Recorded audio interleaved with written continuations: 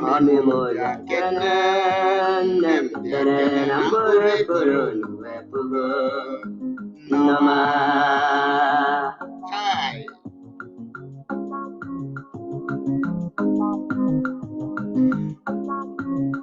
Ayala wala nala urke tuku kwerai nampa Ayala wala nala urke tuku kwerai Ala Biafra Obodoma ebe abia sisele Obodoma Hey.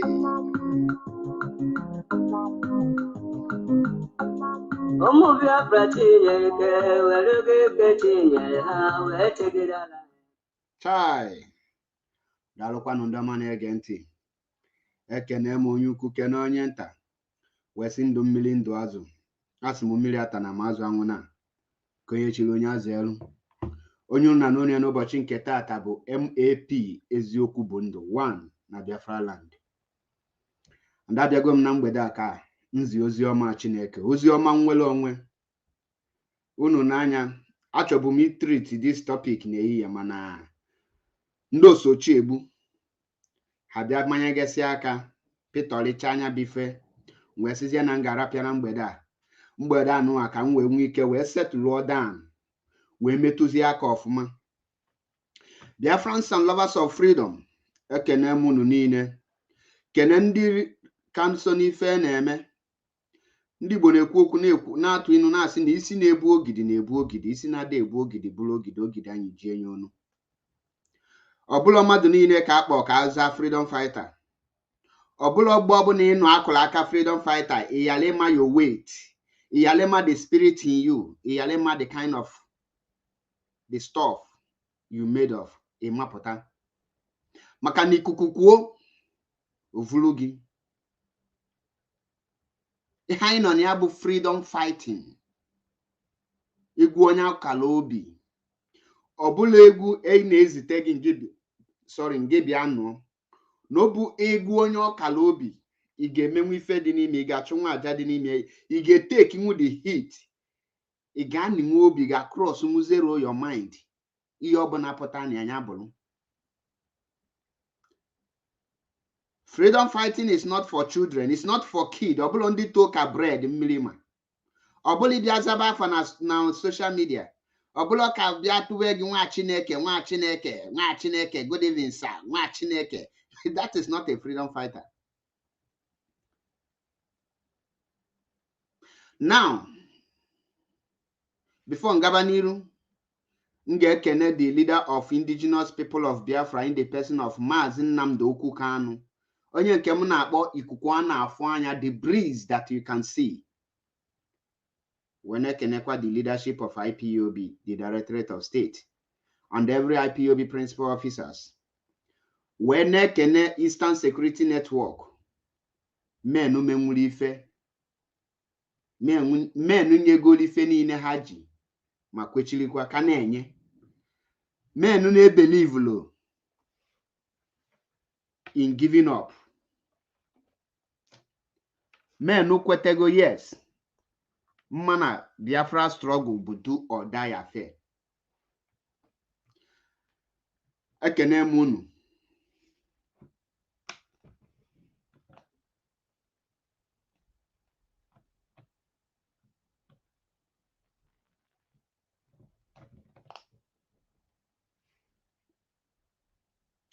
Ekene m unu wee kenekwa our legal teams led by Chief Senior Advocate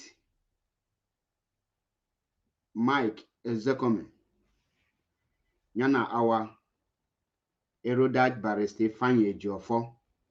Menu menwuli ife, ekene m unu na your resolute, na your effort, regardless of the attack, regardless of the infiltrators using all means to pull you people down. Unu gbasi mgbọrọgwụ ike, ekene m unu. When ekene every IPOB media warrior, we sinu nya malụ unu niile mma. Nambeda, I will offend many of you, and I will not apologize for offending you, because I am going to offend you with that bitter truth in Achohino. That truth in Abaloso, I will offend you with it. Omuabu MAP Ezioku Bundu 1 in Biafra land. I am malo ihe bụ na anọ catalog gbaba ọsọ. Now, enwelu isiokwu ndị here, hit and run freedom fighters of Nigeria. Hit and run freedom fighters of Nigeria. Hit and run freedom fighters of Nigeria. Kendi bụ hit and run freedom fighters of Nigeria. Ondi melemele n'iru kwa mpete n'azụ. Ndị bịali pool Maazị Nnamdi Kanu down.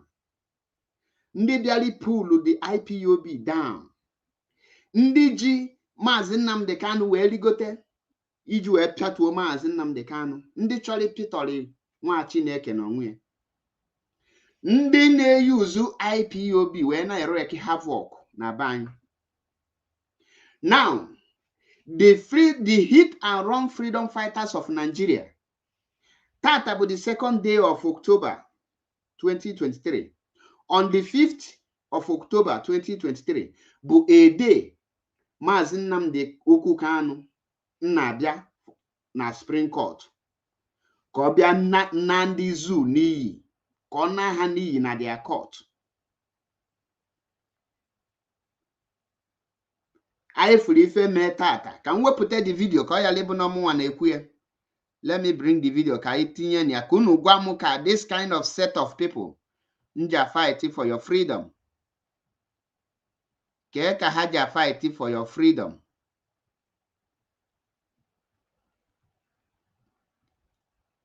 Just a minute, can we tell the video?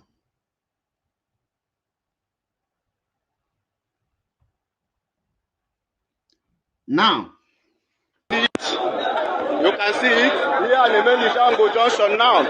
And here I did so just to go Kikabia that saved me. Here but my front of my this thing I just break through my machine. Why everything. They go the cash moto ndị mmadụ ọkụ now. Ọkụ na feel alive. Here be Simon Ekpan and Otiana. Simon Ekpan and his boys. Look at what they are doing to the properties. Look at what they are doing. You can see it. I'm reporting direct from Ohauku. I am reporting direct from Ohauku. They go the Mending Madin Ishambo Junction. They go the anime. They go the anime. The anime. Hey, maybe go property in the Mado. I'll batch a go to Ninoku.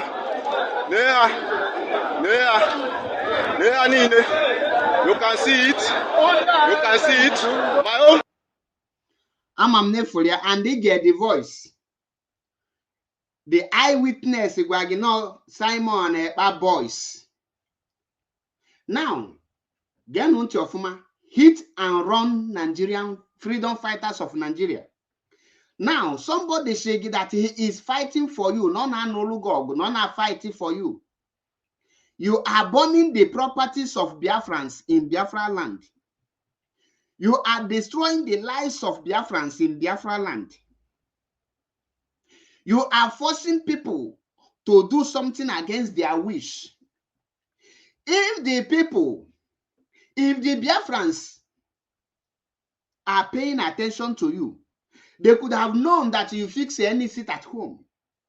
But Makanihina, Biafrans don't know that you are existing.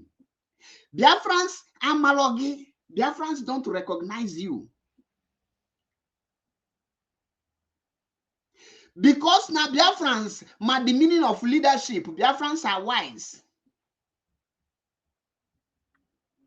Biafrans are educated people. Biafrans have brain that they can reason to know the meaning of leadership.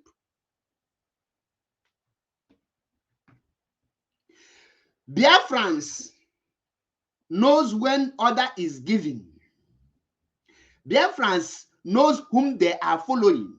Biafrans mambo enye order mba maliwu. Biafrans mambo onye ha na-eso di ndị isi ha na-eso. Now the question on chọrọ ịjụ gị ngwa na-ege m ntị na bụ kedu ife dị iche Nigerian Army na Simon Ekpa because Nigerian army na-ebe ha bata ha gba properties ndị Igbo ndị Biafrans ọkụ ha mebie lives and properties of ndị Igbo gbagbuo ndị Igbo. Simon Ekpa bịakwa ọgba properties ndị Igbo ọkụ many na lives n'ala Igbo. The question now is kedu onye ha na-anọ ụlọ ọgụ? Because you can see at this junction both of them are doing the same thing against the same people. Ka ngwa gị ka ha ji function ọmụ bụ MAP eziokwu bụ ndụ isi na-ebu ogidi na-ebu ogidi isi na-ada ebu ogidi bụ ogidi ogidi anyị ji enye ọnụ.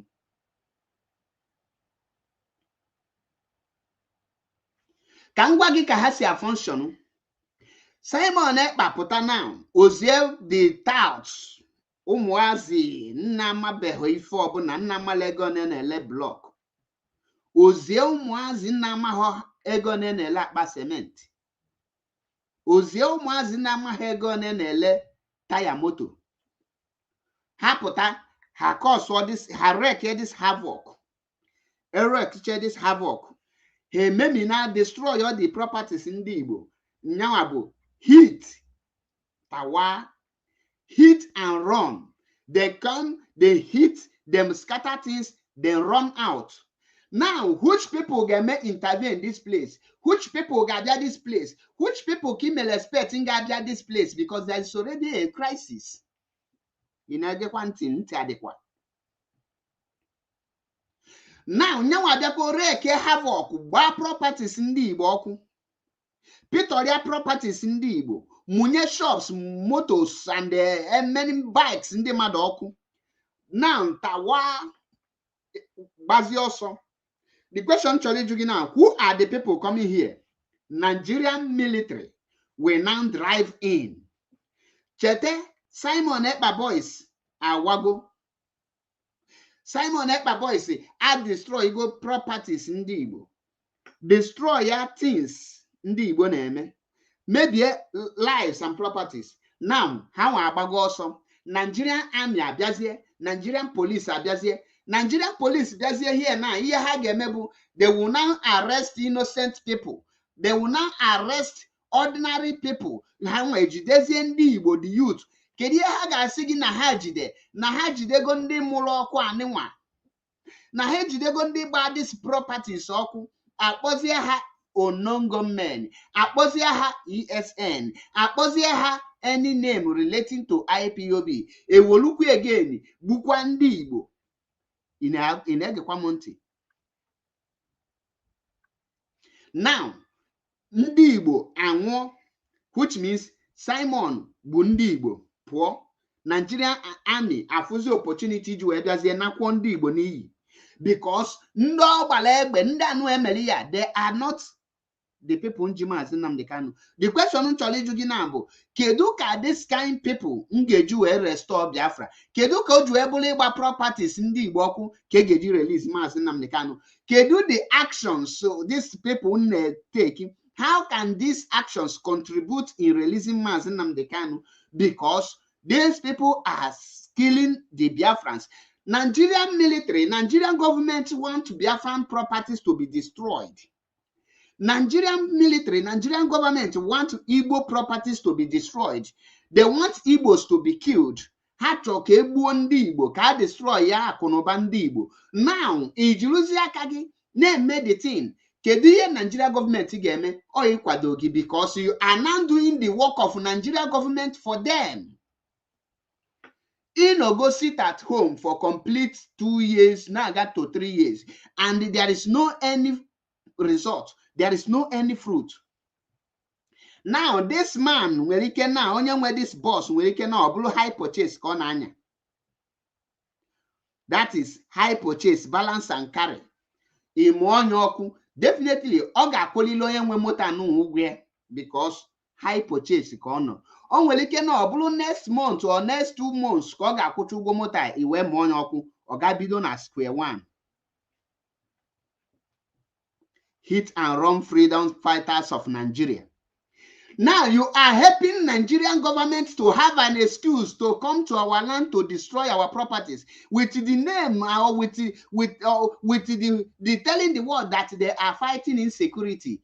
Where is the insecurity? insecurity against your own people. You are wreaking havoc against your own people. Instead of going to the military barrack, as he may go me several times, no na Gumi of Iduburu Naze his men to go to military barrack and finish them. IMAP will support him for that. But killing innocent people, innocent Biafrans, what is the result? Your gain. In conjunction with Nigerian government, Igbo in next 2 hours, after 2 hours, Nigerian government, Adiana Hanacho, the people who Melifa, he book again.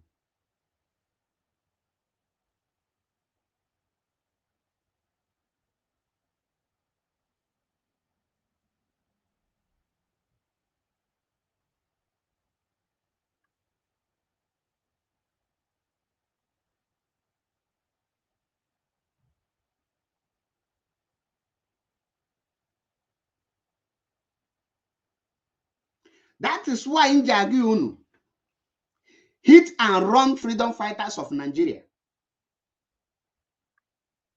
There are Nigerians disguising themselves that they are fighting for Mazi Nnamdi Kanu.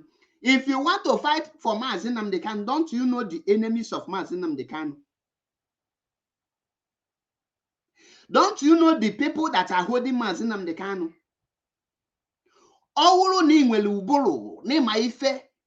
That you are somebody that has sense of reasoning. Your actions and your target should be the Nigerian military and the Nigerian police, not civilians. Your actions should be against the Fulani Caliphate, the Fulani headsmen that are in our bushes destroying our crops. But guess what? Imemulie mba. Imemuhie. Oibiagba properties. Ụmụnwaanyị ọkụ ya na ndị na-enwere ihe ị na-akpịa woto ịnọkwa snake in the monkey shadow na properties of Biafrans. Kee ka burning of property n'Iza Mgbo, kedu ka killing of Iza people, Mgbo people, kee ka ọ ga-eji release Mazi Nnamdi Kanu?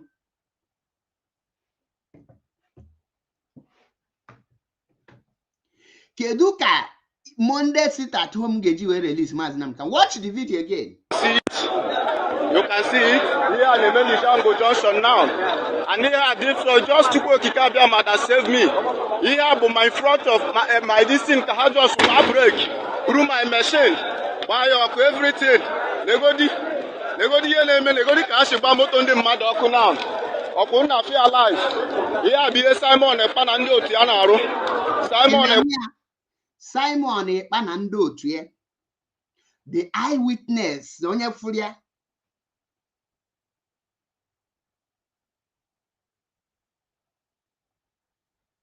Now, if for the reason Jagiunu, when IPOB leadership put sit at home, nobody was killed because Biafrans knows the meaning of sit at home and knows when the leadership said it. And they obeyed it. When Mazi Nnamdi Kanu ordered for sit at home, nobody killed any person. No life was lost. No properties destroyed. Now, can somebody tell me the reason why Simon Ekpa is killing Nnamdi Igbo, destroying Igbo properties? For what reason? When Ojukwu or the Megbu Ojukwu came Bannewi mgbe Chigi Kulokuria, when he was fighting for Biafra restoration, he never bombed Onitsha, he never bombed the Abia, he never killed Enugu, he never killed any Igbo man. Rather, he goes straight to the enemies. He fought the enemies. When Mazi Nnamdi Kanu created Eastern Security Network, ESN, he ordered them to be in the bush and never them to come inside town and let them go after Fulani headsmen, which we see the video, we see their battles, we see their gunfire, we see how they dealt with Fulani headsmen. Now tell me, is destroying your brother's property in the name of you want to prove that you give a seat at home that nobody listening to? If you are in charge, you should give order and the people obey you, not destroying people's property. If you are in charge, as you claim, you say you are the prime criminal of a government in exile. If you are in charge, you should be giving order, and after your order, you go inside and sleep, and the people will obey your order. But in as far as you came out to use your criminal gangs to destroy lives and properties of Ndi Igbo, it is a clear message that the people are not obeying you, that the people don't listen to you. Now, the question I want to ask you that is listening to me, you that claim to be an autopilot, you that claim to be a member of Biafra criminals in exile, that we are following the prime criminal in exile, I want to ask you, how can you go to the United Nations to tell them that you give order and they obeyed you with this video? Are you normal? How can you go to the European Union and tell them that today you give order for sit at home and this video come out that your boys are now forcing the people against their will? It is a very shameful thing. You can't be bold enough to present this video because people don't listen to you. You can't force people to follow you. People are not goats or ram or sheep. People are human beings who has rights to decide what to do. That is why when Mazi Nnamdi Kanu give sit at home, a call came in that Umuahia, the hometown of Mazi Nnamdi Kanu, was not obeying the sit at home. Mazi say yes, because they are fools. He only abused them, but he never sent any person to go and kill them. That is a quality of leadership. You don't force people to do something against their will. Madakara, go to greetings from here. You don't force people against. Mazi Nnamdi Kanu did not send ESN to go to Umuahia to start burning properties of Umuahia people. He allowed them. Then the next sit at home, Umuahia, every street, everywhere was dried. Everybody go inside. They willingly obeyed that order because the spirit of Biafra will go and make you to sit at home, because a leader has power in his words, not by killing your own people. After destroying the properties and these people, you now create more hardship, more vacuum, more problem, more hungry will enter. And a hungry man is an angry man. He cannot longer be, he will not tell you that to hell with such a freedom fighting. You want to frustrate these people to start hating IPOB. That is your games. Why are you forcing people? How can you now tell international community that people are listening to you? Can you prove it to them? The answer is no. Because this video have already, the video speak for itself. When the international community see this video, the first thing they will tell you is that the people don't want the kind of freedom you want to give them. Why can't you let them be? Why are you forcing them? They are not listening to you. Hit and run. You now hit and run, and the Nigerian government will come and be killing innocent people and be tagging them your men when you only have 5 boys.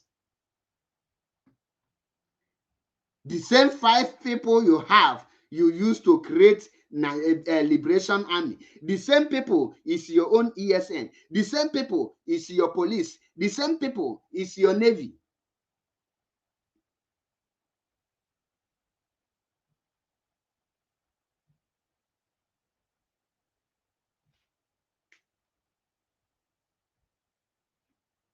And you think this is how you are going to get your freedom? You think this is how Biafra will now come? This is how you will now win the heart of people to follow you? Did Mazi Nnamdi Kanu start with destroying the lives and properties of our people for them to follow him? Do you think that Mazi Nnamdi Kanu destroy my shop and I will follow him? If you destroy my property, I will fight you. I will vote against you. That is what this one Banshee is trying to make people to start revolting against IPOB.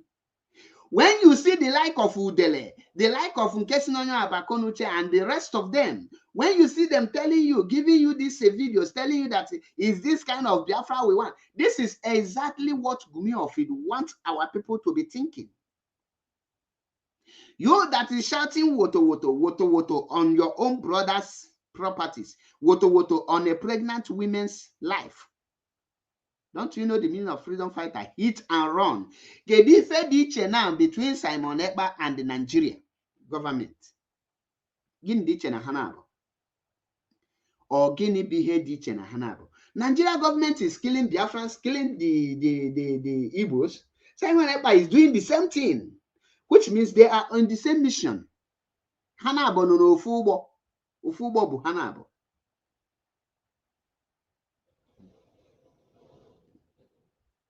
Ufubo biye bu hanabo. Now, who will you now hold responsible?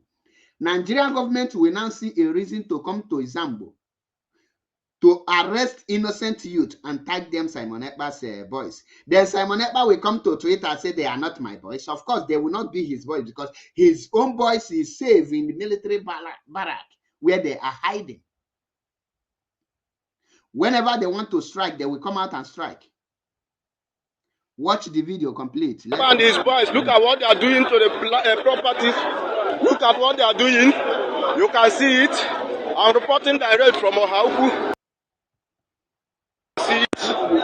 You can see it here at the Melishango Junction now. And here at this, just to go Kikabiama that saved me. Here, but my front of my this thing can just break through my machine. Why everything? Negodi eneme negodi kashi ba moto ndi mmadụ ọkụ now. Ọkụ na feel alive. Here be Simon Ekpa na ndị otu ya na-arụ. Simon Ekpa and his boys, look at what they are doing to the properties. Look at what they are doing. You can see it. I'm reporting direct from Ohauku. I am reporting direct from Ohauku. Negodi ya na-eme ndị mmadụ n'Izambo Junction. Negodi ya na-eme. Negodi ya na-eme. Negodi ya na-eme. Maybe go property in the mado. I'll batch a go button in Oku. There. You can see it. You can see it. My own. I believe in for you. Now, you see the people on your name video kit already. He have already on where we go a rethink already. Now, they go to the kind of shops about the purpose of about these shops. The reason you about these shops. Shop about get make a mazinam the cano potachi. This shop about get restore get the afrechi. This shop about the gain, the reasons. And will you know and will any autopilot batashim? These are the reasons said you about this shop, and these are the things this shop about get benefit to their friends. Keka this shop agbalokwu na engage we jezie ga release Mazinam the can. And I try kunu use all your brain to understand that now this guy came for destruction. This guy he make a delay the release of Mazinam the Kanu and the cap for the Biafra referendum. Can people will rethink about it?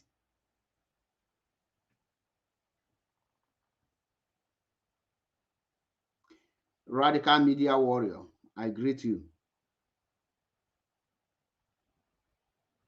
Ị na-agba shop ndị Igbo ọkụ.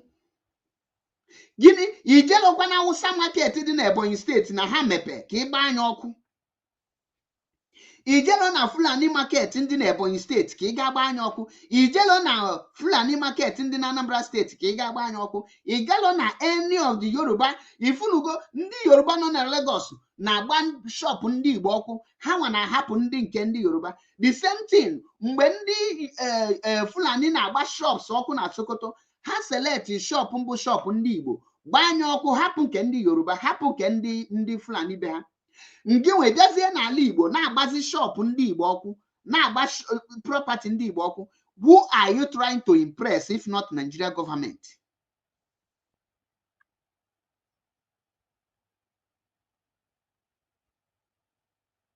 Kedu onye chọrọ ime impress? Kedu onye na-anọchite ọgụ? Nigeria gọọmenti chọrọ ka ndị Igbo properties ndị Igbo ka destroy anya.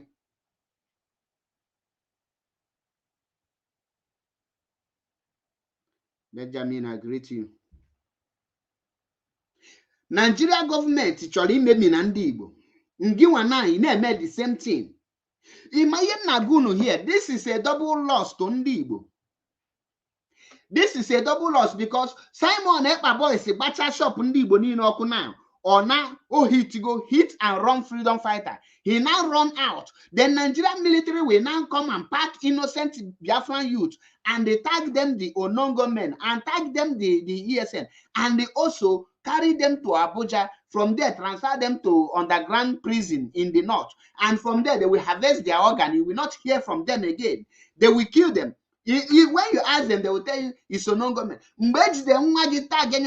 You will not be, you will be afraid. You will not be bold enough to go for the freedom of your son because I asking Onongo men. And that's fear. Buy your own your family house.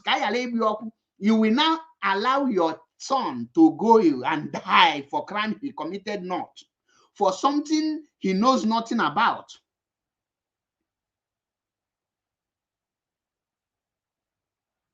Then again, we put out it water pro max. We give them water. They go as they treat me, they pain them. Meanwhile, who are the people they pain? Your own people. Who are the people they pain? Your own people. Who are the people that are suffering, that are sharing tears? Your own people.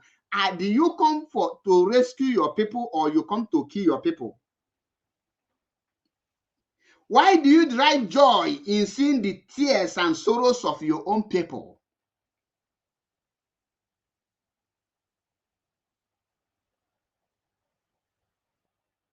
Why are you now helping the Fulanis? Now, you see the reason Fulanis no longer come to destroy the properties of Ndi Igbo, because the Igbo man, the so-claimed Chutanaja, this one night stand in Ebonyi State, is now doing the building of the Fulanis.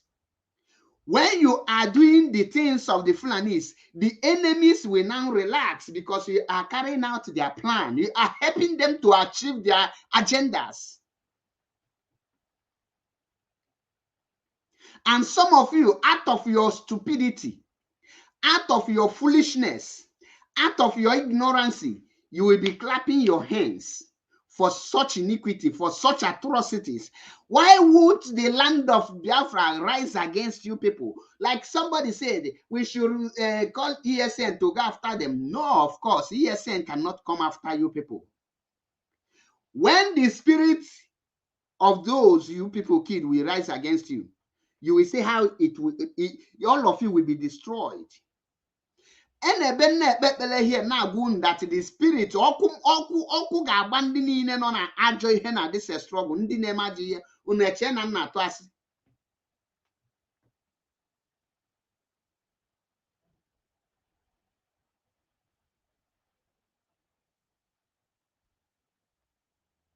Now, Kekigeji explain here to the world leaders that this thing that happened today, that your people are enjoying it.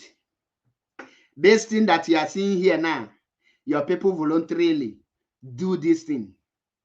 Sit at home is a voluntarily, not force. You don't force people all around. You don't force people, matured men, family men, you don't force them to do something against their wish. That is why he cannot declare Biafra unless the people say declare Biafra. The people are not yet ready. What you need to do is to continue your awareness. That is why you see me every day coming here to create the awareness. That is why you see Mazi Metusela Mekisedek on the awareness, Wada Chalugo, Mazi Jonathan, Chineke, and the rest of them. We are on awareness so that our people will see the reason to rise up. You don't force them. The spirit will enter them according to how you preach the gospel to them. You need to tell them the reason why they need to join the struggle. Now, how will you tell this driver, that bus driver, to come and join you after you have ended the means of eating? When you have handed him over to poverty to deal with it, how can you now tell him to come and join you to be doing what he had done, that he wants freedom? How do you expect that man that you burn his bike to not come and join you for IPOB struggle? You should set the example that others will emulate, not something that others will be running out of. That is why you will be asking us, what is DOS doing? DOS cannot come out to be killing our people. If they do so, I will rise against them. I will speak against them, because Mazi Nnamdi Kanu never killed any of his own. These are the things I chokunu bulten au bulugi kobana yo mendula obrakata, so that you can be reasoning. IPOB is known for non-violence movement. Now, I ask you, those shops you burn today, how will you not tell them when there will be a date for referendum, they should come and vote for such referendum, a referendum that will burn their property, a Biafra that will put them, will take away what their means of earning. You now put them to the more hardship. Do you know what Nigeria, the people in that contraption, do you know what they are passing through? Are you not aware that a liter of oil is almost 800 naira? How much is their salary? Men are struggling to even have a daily bread, just to chop a day, not to even make a service. And you are wreaking this kind of havoc to them. And some of you will clap, say he's doing a great job. I ask you, what is great job? Don't you know the meaning of great job? Can't you differentiate between great job and the great damage? There is a difference between a great job and a great damage. What this nincompoop is causing is a great damage, which the example of the damage, you are seeing it here. The example of the damage, the great damage, is what you are seeing here. Now, how can somebody go to the DSS and tell Mazi Nnamdi Kanu that this is what the people is doing? Do you think that Mazi Nnamdi Kanu, seeing this thing, will not feel devastated? So you want to weaken the spirit of Mazi Nnamdi Kanu, because Mazi Nnamdi Kanu hates seeing his own people sharing tears. Mazi Nnamdi Kanu hates seeing his own people losing their properties. Mazi Nnamdi Kanu hates seeing his own people crying. Mazi Nnamdi Kanu hates seeing his own people dying. Because his people are dying, he created Eastern Security Network to protect his own people, to give his own people that protection. Why can you now start killing them? Because you say you are fighting for Mazi Nnamdi Kanu. If you want to see somebody you want to buy, why can't you go to Barrack and buy them? Why can't you go to all those Abuja and wreak havoc in Abuja? Why can't you go to Kano and wreak havoc in the Kano? Why do you choose to wreak havoc in your own land? Ade kike n'ụlọ, kike ade kike n'ụlọ. Ife ji ama odogwu before men ilu, ọbụla ife men n'ụlọ.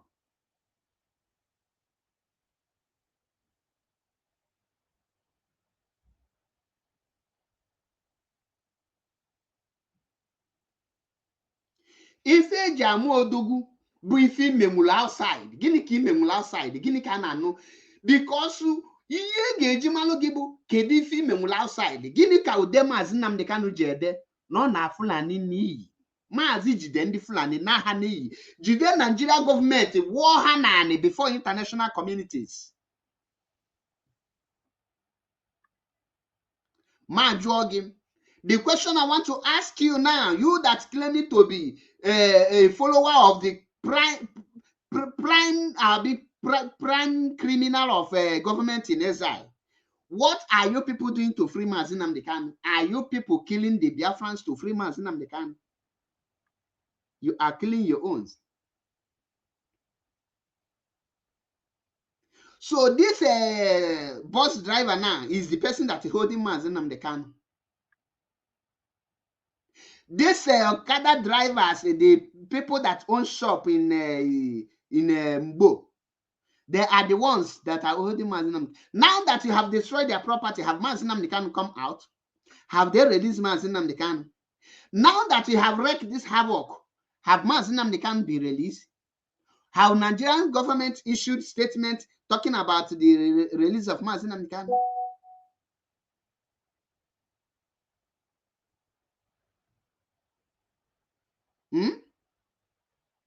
Ask yourself these questions. You should be doing something that will be hitting the enemies.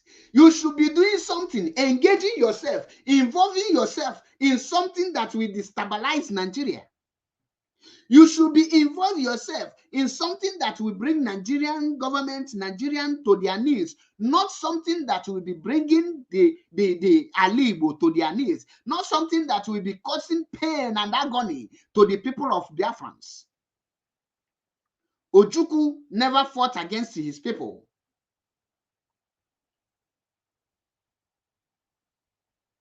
What type of weak men, what type of criminality are you people causing in Biafra land in the name of you are fighting for freedom? Don't you know the meaning of freedom? Let me give you an example how it's been done in case you don't know. Go and make researches. Ask about Martin King Luther Jr., the man that fought for the Black American to be enjoying what Black Americans are enjoying today. Do you know what he did?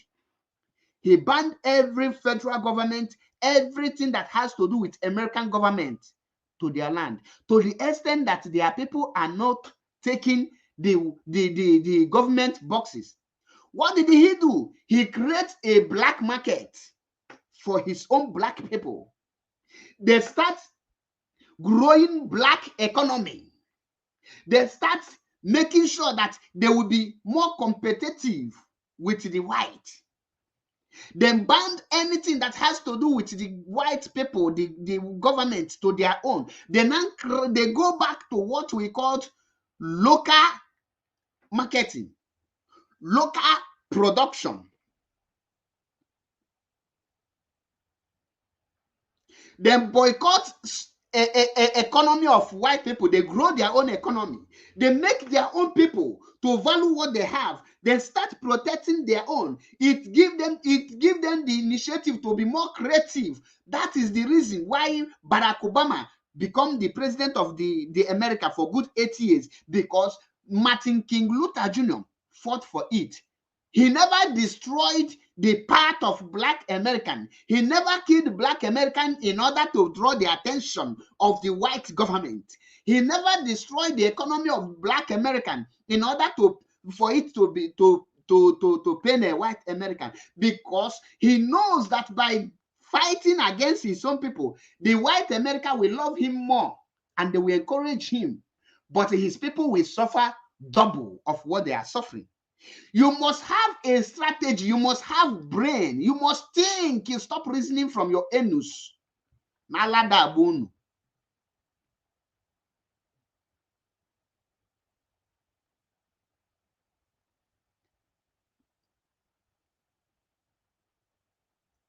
You are here. Oh, Gumi Afid is doing a great job. When they will ask you mention one thing the Gumi Afid have done, you will not be able to mention anything. You will be jumping around like a higo that drink a kai kai.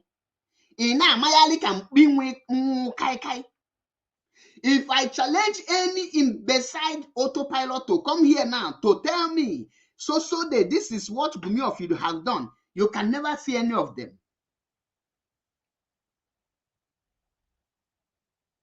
What a pity. It's quite unfortunate that our people, some of our evil people, are supporting this kind of atrocity. Now you will now be saying Hope Uzodinma is bad. Is Hope Uzodinma not better than Simon Ekpa? At least Hope Uzodinma is defending Nigerian government. The question I want to ask you is, who is Simon Ekpa defending for destroying the properties of Ndi Igbo? Can any of you bingos answer this question? Who is Simon Ekpa defending for destroying the properties of Ndi Igbo? Who is he fighting for? Is he for the same Igbo people or for the Fulani? How can somebody say he wants to save one of your son and kill 5 of your children? Are you normal? How will you be looking at the person? Somebody, you are telling somebody that your leg is paining you. He now blind one of your eye, tell you that he want to cure the leg. Well, don't you know that you have invited the enemy to come and help you?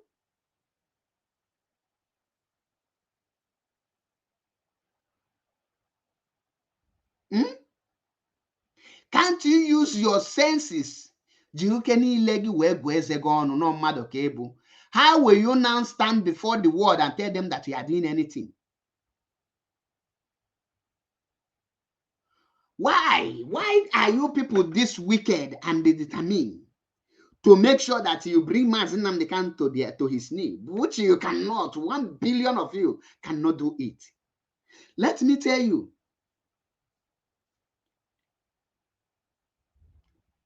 the reasons why Eastern Security Network will not come for this criminal. If Eastern Security Network come for them, do you know what Nigerian newspaper will write? Do you know what the Janjaweed newspaper will write? They will say, oh, they are fighting themselves. Look at the people that is fighting for freedom. They have now abandoned their freedom and they are fighting themselves. Now, if they can be fighting themselves when the country is not yet achieved, how will now they live together? They will not just kill themselves, finish. That is what we are preventing. Not that there are these people, we know all of them, we know where they hide.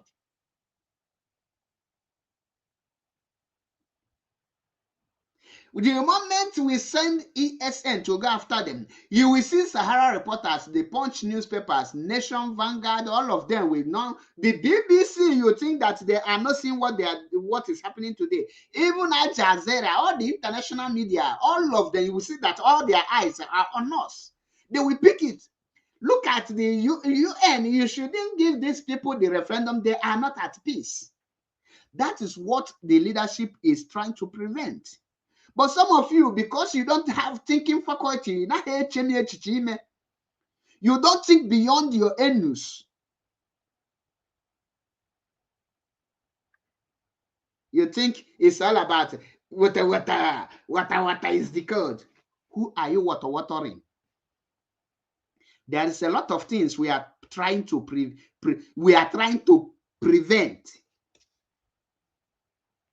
There are a lot of things we are trying to prevent, which a lot of you, because you have short memory, your brain, you have a knocked brain, a brain that is unfunctionable, that is not functioning, a brain that is dead. You cannot reason. There are some consequences of every of your actions. And when a consequence is bigger than what you intended, you have to leave it. He is doing this in order to provoke Eastern Security Network. He is doing this in order to make ESN to get angry, so that he will now provoke the leadership of IPOB, and the leadership of IPOB will now unleash ESN on them, so that they will now say the propaganda, so that because they are working hand in hand with the Nigerian government, so that they will now pass a wrong information. They will now say a wrong and a false narratives against IPOB and against Biafra restoration. But we are 100 steps ahead of them.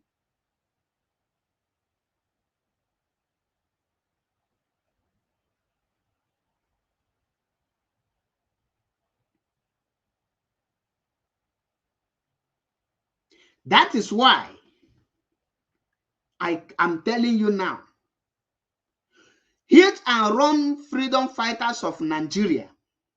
These are Simon Ekpas. Simon Ekpas hit and run freedom fighters of Nigeria, causing mayhem against the people, Mazi Nnamdi Kanu.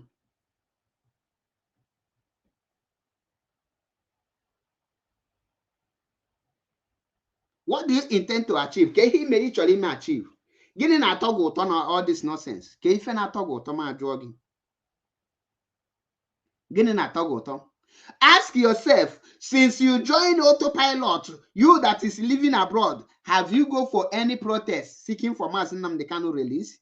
Have you submitted any letter, or your group submit any letter calling for Mazi Nnamdi Kanu release? You are in abroad, at least you are in a safe place, where your life is not under threat, when your life is secured, when nobody is after your life.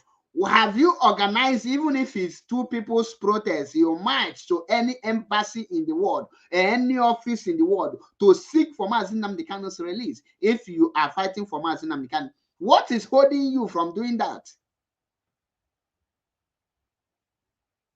What is holding you?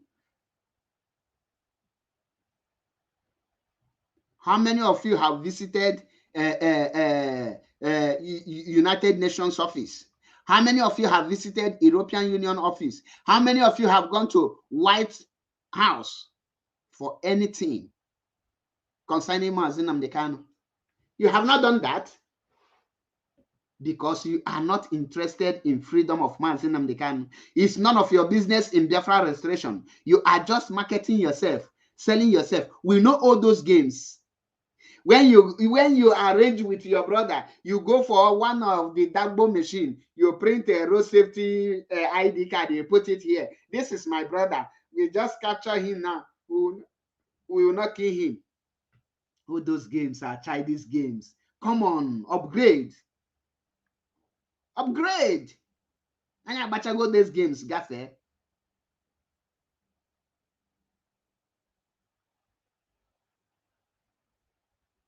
Men roll exactly more glory. We know all those things. Hit and run freedom fighters of Nigeria. Using the name of I want Biafra.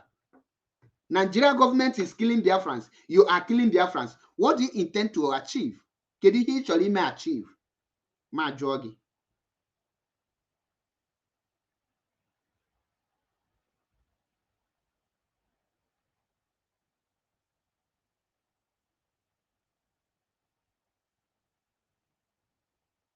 Can you actually achieve?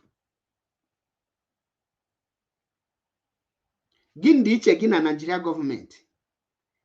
You are now creating the chance for Nigeria government to come and kill, to arrest innocent people. You are paving ways for Nigeria government to come into Biafra land. In the search of a non-government, they will hold innocent Biafrans and they will kill them. What do you intend to achieve?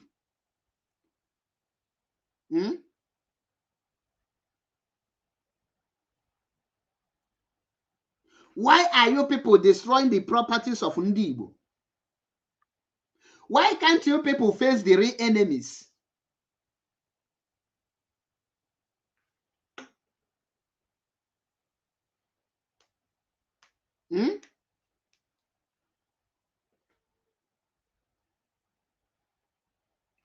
Biafrans and lovers of freedom. Ndibo na-ekwu okwu na-asị na ife agba n'aka na-ejighị enyo enene. Enwere a lot of hypocrites na this very struggle. Ọ bụla onye ọbụla ati Biafra ma ihe ọ na-eme.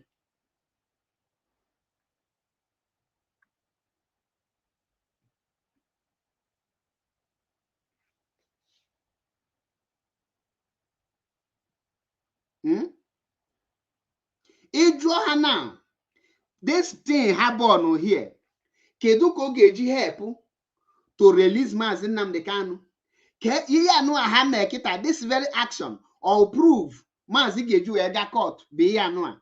This very action, Mazi enwere ike tender this thing before any of the international world, international community. Can this thing be presented to them and say, this is what we are doing?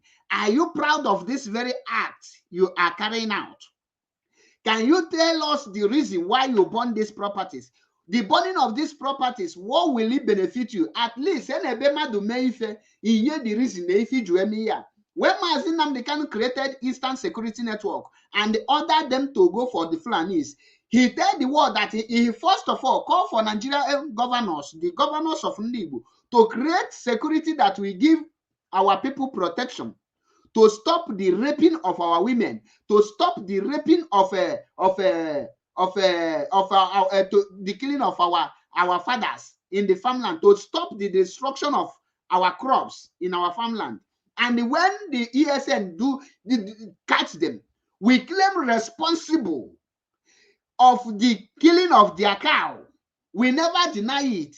You as an autopilot, can you tell me the reason why you burn these shops, you burn these bus drivers, and you burn the motorcycle? Can you tell me how can these things achieve Biafra? How can we use it to contribute? What benefit is these things are in Biafra restoration? Okay, how can these things help us to get Biafra more easy? That is the question I want you to be asking yourself as a human being. You don't do something that you cannot be proud of. You don't involve yourself in something you cannot be say, if there cannot be say, yes, we did this thing.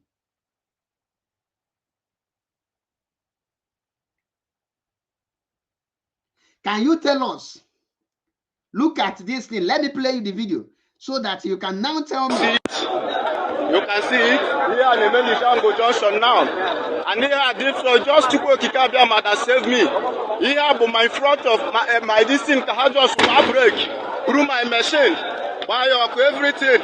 They go the cash bamot on the mad now. Okuna feel alive. Here be Simon Epan and Tianaro. Simon Epan and his boys. Look at what they are doing to the properties. Look at what they are doing. You can see it. I'm reporting direct from Ohauku. I am reporting direct from Ohauku. They go the enemy mad in Shango Junction. They go the enemy. They go the enemy. The enemy. They maybe go property in the mad. How about I go to Tony Noko? There. You can see it. You can see it. My own. Now the question on Joginambo. This thing here now, can you be bold enough to present it before any international community? Can you be bold enough to present this video before Nigerian court and say, we did it for Biafra restoration? Now tell me, how can you present this thing now to your own brother self, to your child, and tell your child, this is what I am doing to restore your future for you, and your child will look you. Obele nwa hinote no non de 5 years, in the 10 years.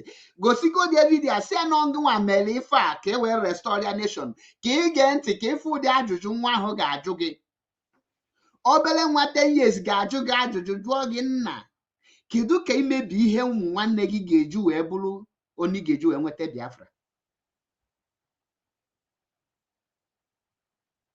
Ọ ga-asị gị nna, ọ bụ igbu onwe gị iwe nye onwe gị freedom.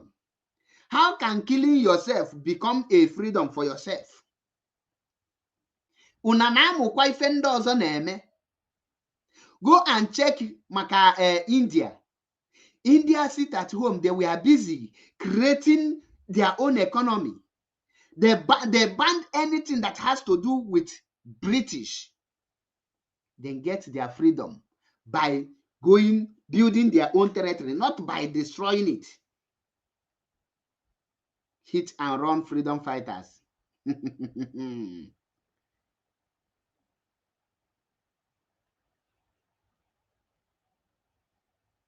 You now support this kind of havoc.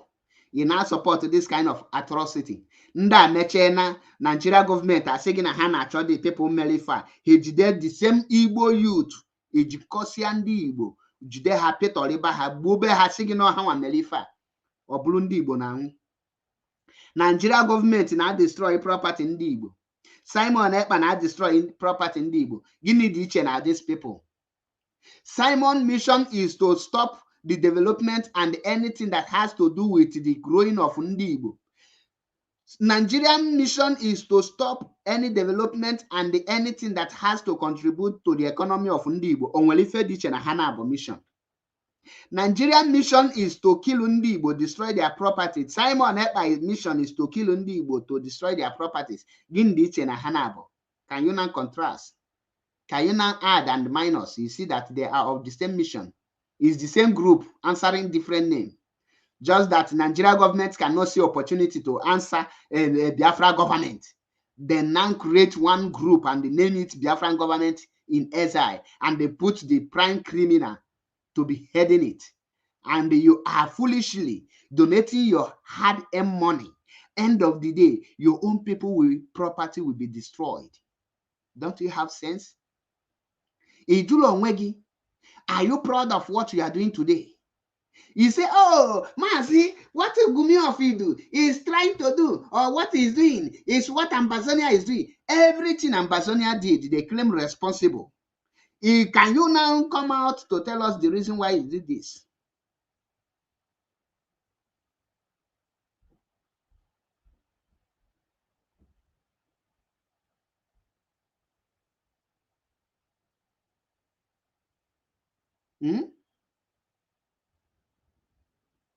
Can you now tell us the reasons why you did this? Can one autopilot tell me the reason why they burn these things today? Okay, each of you go power. Why negotiate power to Nigerian government? Why negotiate power to Nigerian military? Nnabia destroy our properties. Why in here negotiate your power? I pray those of you now support this evil. Can one of your family can they still metutefa?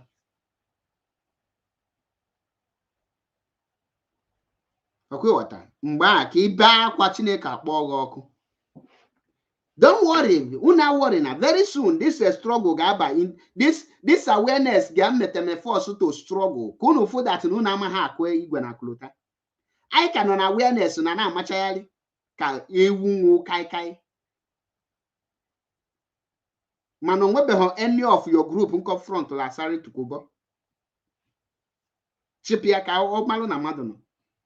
Because all of you are the same. All of you are the same. Onye potoneti, Mazi Nnamdi Kanu, Aya Biafra. Or Baitie non. Obula Baitie non. I want more to talk. But all yenga gunubu. One day, every day for the thief, one day for the owner. One day, monkey go market, you no go return. Continue unu. Mbose ge echete unu. Unu maka ahụ ga-adị unu. Unu ga-adị ka tipa. Unu ga-adị ka voice weji njam tipa bụ aja. Now, can go to the next issue nju here.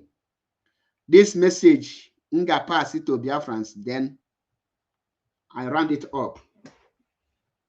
Gemonti ofuma ndị na-ezigala ozi a bụ the IPOB leadership, the DOS, unu aka nchọrọ izigala ozi a. Ekwubugo m ihe a before na platform Maazị Metusela nwanne Mekisedek ka m kwuru ife a. And then get repeat here again. The leadership should try everything possible to boycott the broadcasters or every information ke broadcasters. And when some information you get broadcasters, when some imanye and the na pamper some broadcasters, the only way to come infiltrate us, because enya fugo that name were some people mbata na IPOB, native DOS, henwelo the love of Biafra spirit in them. Had they already restore Biafra. Here had there is just to be created when to market themselves so that they can be popular. The leadership should pay attention to these people. All those spies. If any person will ally with Uche Oka from Efo, Obi Dobienu, Donald Azubike, any person loyal to these three people, these three set of people, Kaneti DOS, you should be careful with them. Those people loyal to Uche Oka from Efo, Obi Dobienu, Donald Azubike, you should be careful the kind of how you draw them close to you. Iye hand on IPOB, you were extract some information, then they will give it to enemies. Secondly, any person who Christian religious knowledge in Ishi. Oh, my faith is first before your freedom. Onye ọbụla mepere ọnụ ashigi that na history or her faith first, that he is defending his faith in this very movement. Even if the person have not committed any crime that warrants suspension, that person should be distanced from any position in IPOB, because they are not a freedom fighter. Ihe ha bụbu mkpụrụ mmiri celebrity fighters. And the nji ekwu ihe a bụ maka na anyị afụgie afụlọ m ka onye kpọrọ onwe a media warrior nsị gị na ya bụ special one, na ya bụ number one, na ya bụ nke a bugogide onwe ọgwụ ada okwit wezi ekwit or resign wa resign. Mụwa bụ MAP Econive kpa afa m na Radio Biafra for nothing. Mgbagide mbọ nachiete back ekwitilo m and resign lo m. Ngị nwa na pampa ka Joko tu na nsị na resign. Onye jụọ gị ka ife ji resign, ka ihe ji ego onye ahụ na your freedom, your faith is first, ọ na-akpali gị mana ị ga-akpali people. Biafrans nke a bụrụ nke unu. If you are in IPOB, Mazi Nnamdi Kanu should be your mentor. Don't put hope in any person, though, regardless of how friendship gị na onye ahụ dị. Onye ahụ bụ na the reason ị ga-eji nọrọ na IPOB. Let your spirit be the reason ị ga-eji nọrọ na IPOB.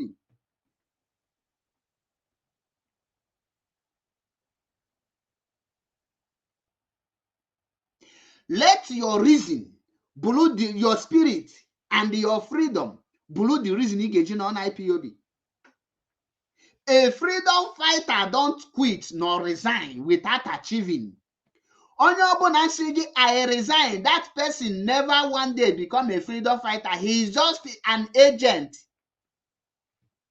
And that is why nji ekwu since na-agwa unu that na onye anụnwa abụghị a freedom fighter.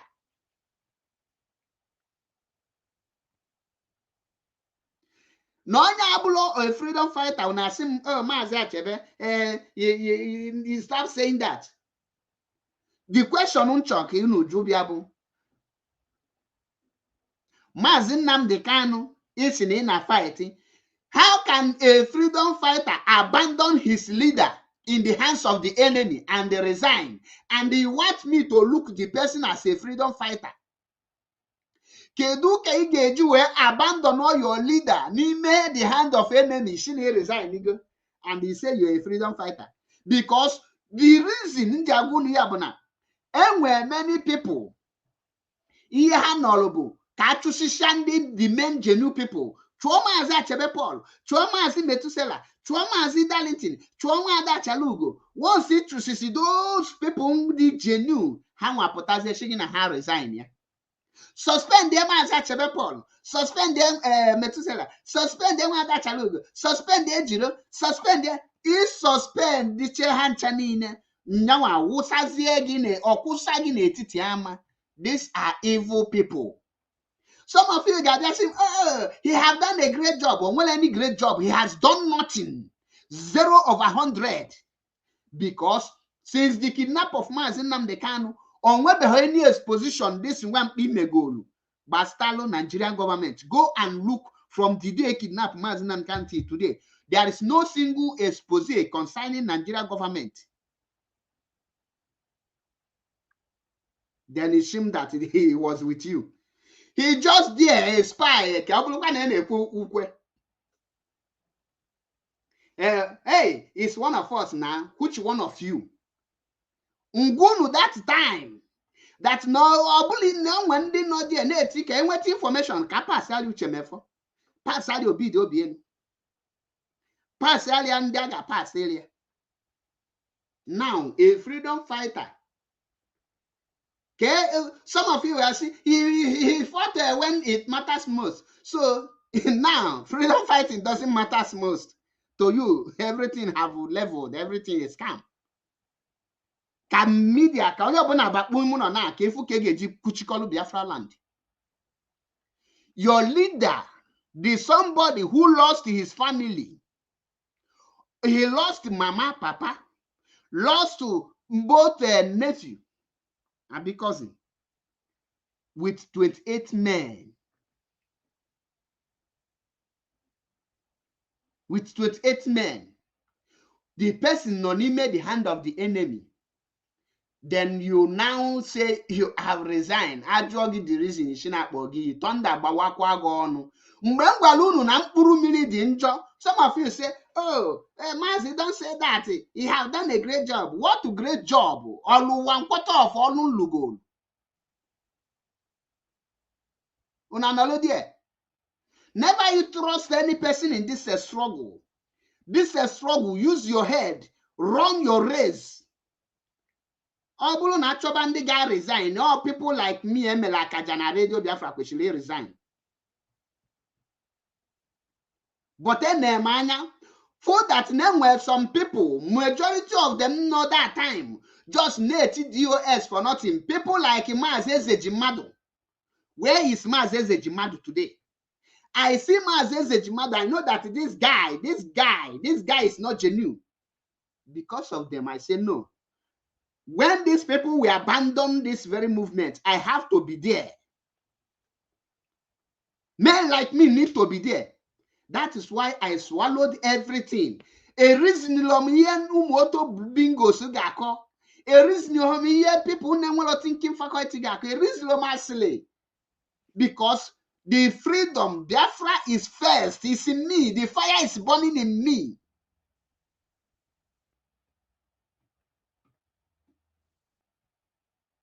That is why I put the freedom of Biafra first.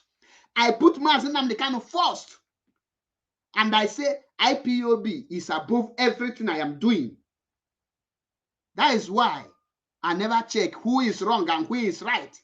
I have to do what I need to do to come back to make sure that I stood by the people that are moving this struggle. Because if I go, like today, where is Ezejimadu? He is gone. Owolugo silent bingo. He no longer talk. Where is Donald Azubike? Oh, Wago. He is nowhere to be found. Now, where is the special one? Celebrity freedom fighter. Hey, you abandon your leader. The worst thing, the worst betrayal you can give to any person is abandon that person in the hands of the enemy. Abandoning your leader in the hands of your enemy. Resigning, which means is truly your faith, is your faith. Now let me play the voice of Mazi Nnamdi Kanu. How do I have played this video several times. How do we know a great freedom fighter? How do we know a hardcore? I told you people that most of the people you people are calling a hardcore are not hardcores. They are hardcore. Today they play, they show. If they play, if they show. Let's go there. Let me hear where the voice of Mazi Nnamdi Kanu. Can I play? Now pay attention. Yes, and so what? We create enemies. We want to know the hardcore. Do you know why IPOB is very strong? I'll tell you the secret today. It's because we don't feel sorry for ourselves. At all. We can be very, very crude to each other and still get the finest come out of it. Confirm. Anybody who can overlook all of those things and come and say, I want to do Biafra is the genuine pure one. Do you hear that? Inulia from our leader. Do you hear that? Jakwanti. Why do you think that we are so strong? They say, oh, don't discuss religion. Don't talk about religion. Who told you that? Anybody who can look at all of that rubbish, abandon it, and come for Biafra is hardcore. That's how you know. Inulia, don't speak about religion. Don't talk about my faith. If you can overlook all those religious nonsense, you are a hardcore. That is why till today, Mazi Methuselah Nwanemekisedek is a very formidable force. Me like here. I don't care. That is why when Donald Azubike a bread, a bingo, mpom na phone saying the naked one bunch and the reason in IPOB. The reason in Bata IPOB? What was your reason for joining IPOB? And what is your motive of being in IPOB? The feature and IPOB?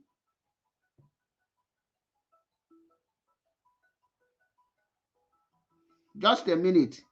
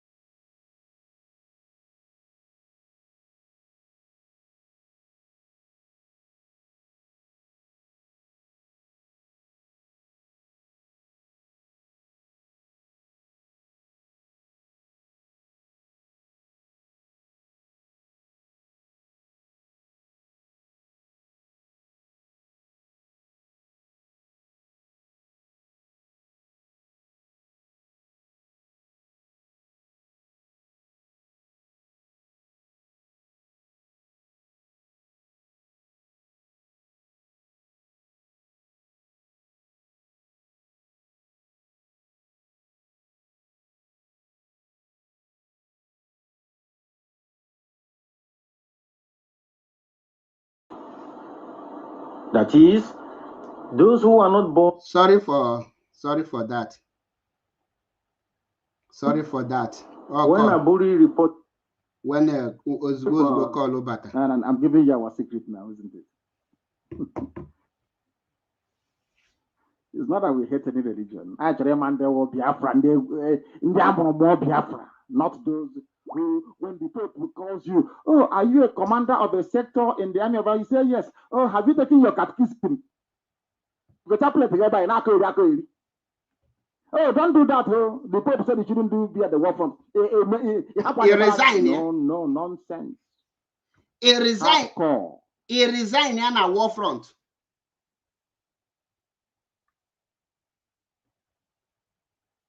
No, once I go here, they are not on a war front because somebody have talked about your religion. You resign to go and defend your faith first. Before you defend your faith, finish, the enemy have rounded you up and they finish you up. Listen to Mazen Amdekan. That's what we're looking for, not idiots. I'm being insulted. Is insult more important than Biafra than your freedom? Ask them. That is how we recruit our hardcore, you know. Now I'm giving you the secret. That's how you get IPOB, the hardcore. At the hardcore, negative a lot of you are not for IPOB. And I believe with this one now, a lot of you never know phone capino boy hardcore, on your bonatila IPOB, banya phone you're on. When I say thank you for your great job, without knowing the dimension and direction of the person. Let this thing, this boy known as South African, let him be an eye-opener for every one of you. The highest, the worst betrayer from any person is this very one. Abandoning your leader, abandoning your freedom at the middle of the fight. Because you were never genuine. Oh man, I feel na Chebia na Radio Biafra. Some of you guys now, oh Mazi, he resigned honorably. Or resigned. Nyachelo na nga piawe azu very soon. Nga piawe ezigbo azu. Ogwese go gbaba ọsọ. Ana agba ọsọ agbazi, why ya ji agbazi ọsọ? Umuazi anu na na freedom, umuazi ekpojuo na freedom. Everybody enyo na puta na azazi afa. Nwa mbansha na azazi ikenga. Everybody na aza special na aza uneche na IPOB bụ ebe na aza nickname. Uneche na ebe na dey wolu title. Ịbata na IPOB iwelu title. That is why ije biga na autopilot na afụ mmeji egbu nkapịa, mmeji egbu agwọ, mmeji egbu onunu, mmeji eme nke ọzọ, egbe eji ala nwaanyị, egbe eji agbado nwaanyị, egbe eji share nude picture. All this kind of rubbish you na neche na ihe abịara IPOB ime. Listen to Mazen Amdekan. No matter what you tell them, no matter the obstacle you throw in their face, they keep going. People like us. Once they come, oh, you have insulted me. I feel offended. You insulted my church. You know that person is not hardcore. They can never be. Now you understand our method? Let me start it afresh. I said before, if we get too many friends, we create enemies. Confirm. Yes, and so what? We create enemies. We want to know the hardcore. Exactly. Do you know why IPOB is very strong? I'll tell you the secret today. It's because we don't feel sorry for ourselves. We can be very, very crude to each other and still get the finest come out of it. Anybody who can overlook all of those things and come and say, I want to do Biafra is the genuine pure one. Why do you think that we are so strong? They say, oh, don't discuss religion. Don't talk about religion. Who told you that? Anybody who can look at all of that rubbish, abandon it, and come for Biafra is hardcore. That's how you know. And I'm giving you our secret now, isn't it? It's not that we hate any religion. Actually, man, there will Biafra, and more Biafra. Not those who, when the Pope calls you, oh, are you a commander of a sector in the army of God? You say yes. Oh, have you taken your catechism? It's a chaplet together in Akori. Oh, don't do that. Oh, the Pope said you shouldn't be at the war front. No, nonsense. Hardcore. That's what we're looking for, not idiots. I'm being insulted. Is insult more important than Biafra, than your freedom? That is how we recruit our hardcore, you know. Now I'm giving you the secret. That's how you get IPOB, the hardcore. Those who don't retreat nor surrender. No matter what you tell them, no matter the obstacle you throw in their face, they keep going. Once they come, oh, you have insulted me. I feel offended. You insulted my church. You know that person is not hardcore. They can never be. Now you understand our method. We know what we are doing. Listen, you know, when I tell people, listen, this broadcast is specifically designed to address all the issues afflicting Biafrans, especially IPOB all over the world. Therefore, there are some people that I must thank for all the sterling work that they've been doing. All of you, from the head of our DOS, Mazichike Doziem, to the very last unit coordinator, for all the wonderful work that you all did in my enforced absence. You never allowed yourselves to be cowed. You did not allow yourselves to be intimidated. You fought very gallantly to ensure that IPOB remains the preeminent freedom fighting movement anywhere on this very planet Earth. I have a lot to thank all of you for, because you kept the flame burning.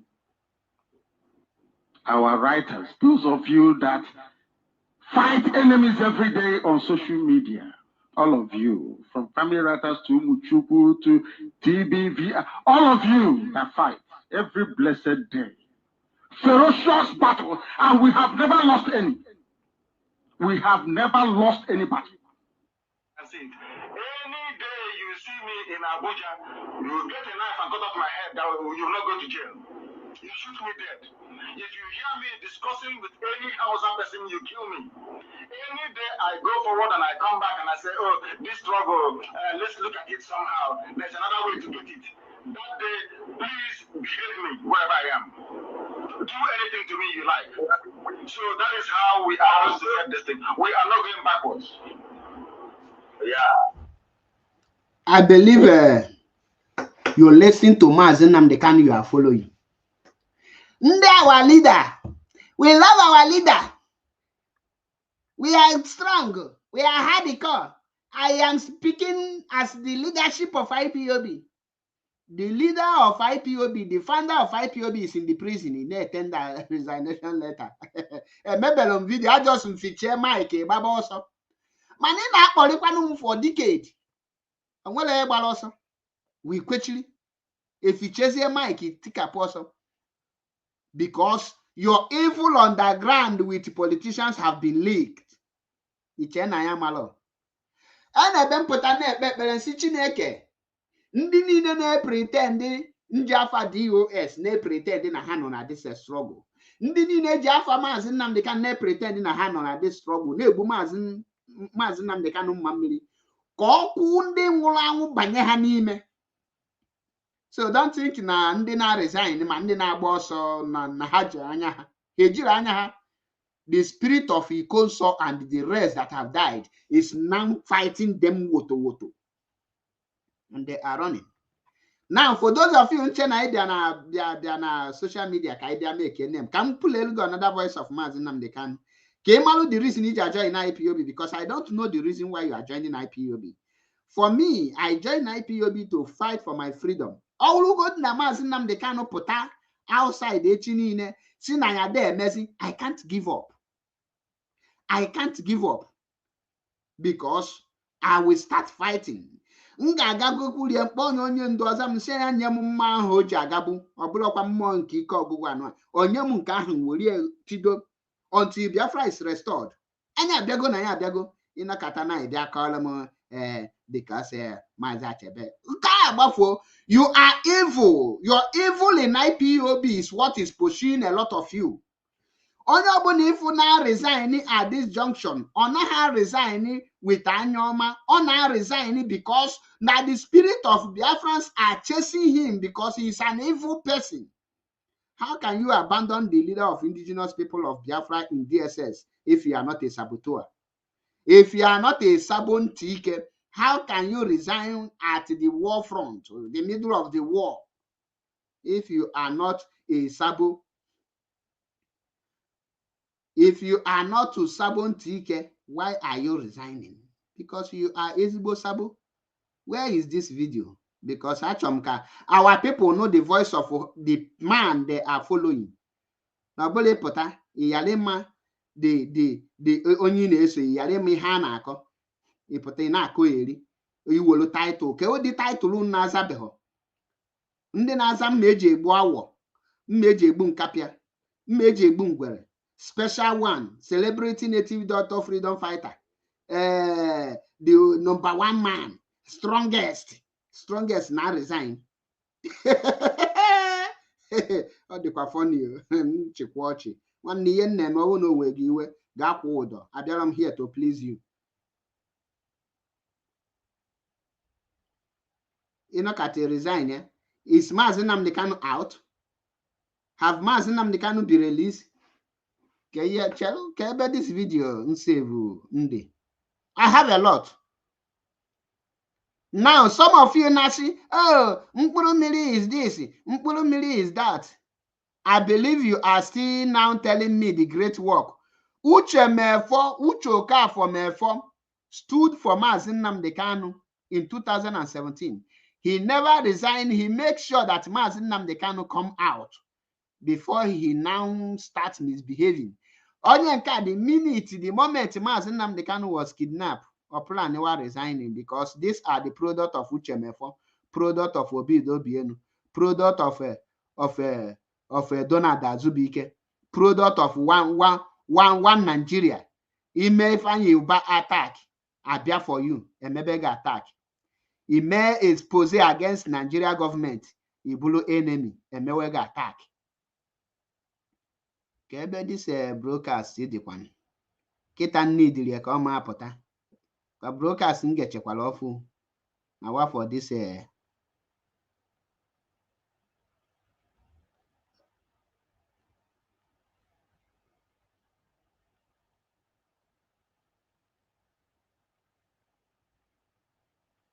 na mafuli ya here.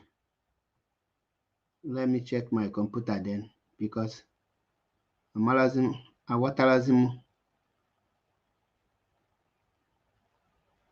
All the kind brain under book I hope I will take 4,000. Okay, I have seen it. Don't understand our mission unless they are in the spirit. For mortals to understand what we have come to do, they have to align. Now, I want you to pay attention. I'm going to play this video without stopping. I'm going to play what are the reasons IPOB. Pay attention to Mazi Nnamdi Kanu. Understand our mission unless they are in the spirit. Yes. For mortals to understand what we have come to do, they have to align their will with that of heaven. That is why this very morning, as always, and in keeping with everything that we hold very dear, we come forth to proclaim the goodness of the Most High, to also ensure that Biafra is restored. That is a very simple mission. It's not complicated. Go and bring Biafra. They never said go and become a freedom fighter. In Ania. They never said go and be conducting rally every year. It never said go and become popular or famous. Makandi Naza celebrating our freedom fighting.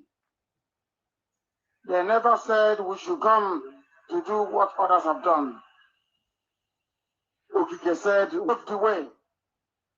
I have paved the way.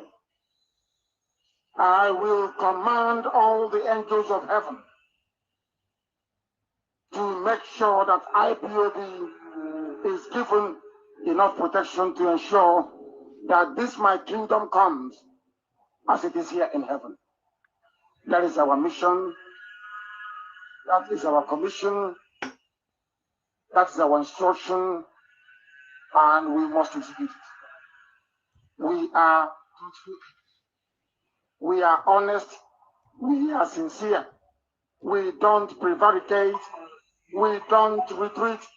We don't surrender as our enemies have just recently discovered. In Ania. They can keep lying.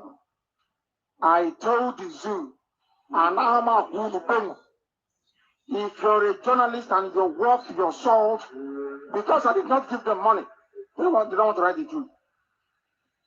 You will eventually speak the truth.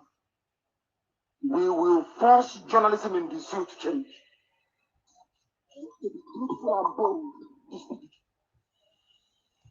The same way, by the time we finish, no idiot can open his or her mouth and say from Nigeria, because the name doesn't exist. A nation Pomodoro. Click the link on the comment section, then you can come in. Click the link on the comment section, you can come in. We are winning on that one already. People are coming to their senses now. No more Nigeria Delta. People are telling us where they come from. That is better. By the time we finish with the vagabonds called journalists in the zoo, they will begin to report the truth. They will begin to hold office holders to account. They will become more incisive. They will become more investigative. They will become more assertive. They will push for the truth. The reason why people are suffering is because there is no truth. People believe in lies. And when you're lying, you're doing so brazenly. Radio Biafra will drive away all these news. If you're an IPOB and you're used to lying, you're an IPOB, you don't know what you're in Atuasi, your days are numbered. I hate liars. I can't stand them. I'm going to Confirm. In Atuasi, I cannot stand them. Hanchanine gap on IPOB. Now, search your conscience. You have to be of good conduct and you put together. Confirm. Everything in life works in perfect alignment with the will of nature. You cannot be a liar and be thief and a kidnapper and you want Biafra to come. You are pretenders. If you're a liar, you're a thief, you're a kidnapper, you are somebody working with our WhatsApp Fulani as a saboteur and informant. You want Biafra to come. Ndoto pilot na nege kwanti. You're a hypocrite. And Chukwu Okike Abiyama can never ever listen to you. That is something you need to know. These are the things you need to bear in mind. These are the things you need to be conscious of. If you are of bad conduct, go and change. For you to remain in IPOB, we want people that when parents see them, when they see the way you behave, parents will send their children. Come on, that is what we want to do. Now, ọ bụrụ na parents fụ ndị na-agba moto mmadụ ọkụ, na-agba machine mmadụ ọkụ, na-agba shops ndị mmadụ ọkụ, would they tell their children, come on, gaa soro ibe unu join IPOB? Maka ndị autopilot, una na-egekwa ntị. That's exactly what we want to do. Not to raise a group of people who are ill-behaved, people that have no respect for their elders, people who have no respect for their mothers and their fathers, people who have no respect for their seniors, people who have no regard for the betterment of the environment and society they're going in. We need model citizens. I am not waiting until we get into Biafra. I need to behave now like Biafrans. And our behavior is not like that of the baboons and monkeys in the sea. We are different. And we need to show it. Truthfulness is key. If you put something on the road that doesn't belong to you, you give it to who it belongs to. Do you want Biafra? I ask you. Do you believe in this gospel we are preaching? I am telling you exactly what Chukwuka Biama said must be. If you want me to bring down my kingdom from heaven to this earth, the conditions has to be right. That is why I did not give you Biafra between 67 and 70. Because you are sinful. Because Pomodoro, there is link in all the platform here. I will paste the link again. Which where are you watching from? Is it Maza Achebe Paul or Biafra Unity or Biafra Unity TV on YouTube?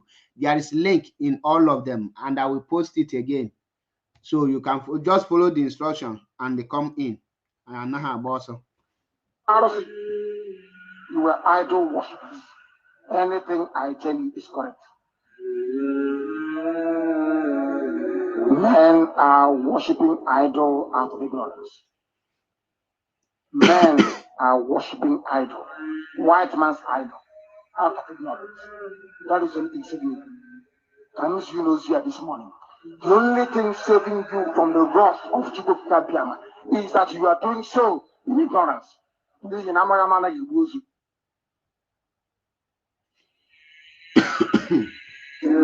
is the only thing saving you. How does it do? Oh, my goodness. No wonder we are suffering. No wonder. ROC. Greek ROC. Zeus. Called Jesus. That is why they say man can marry man. Woman can marry woman.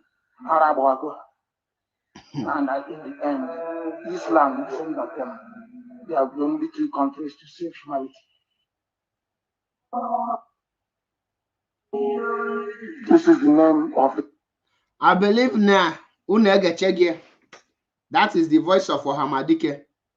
Makande Diali Zafa, Meje Bunkapia, Obato Obie, one of Umu Atolo, Egbeje Alawine, Egbeje Agbado Umu Police, Prime Minister of Criminal Court, Criminal Prime Minister, all these criminal names, special bingos, the greatest one, the strongest bingo, I resign, yeah, or Gwelube Kwanishi resign. Then Abonema Batangu, I will draw the curtain here. The war about to anywhere, but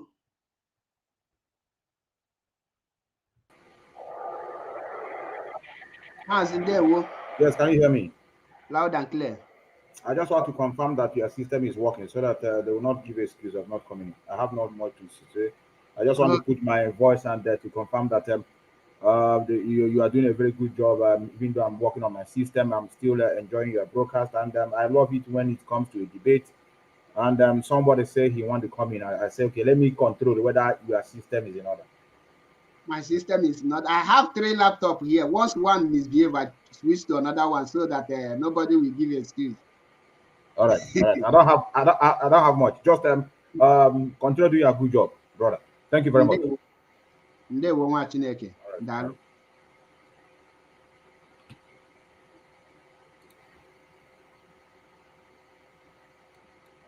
We have a caller on WhatsApp here. Welcome to the program.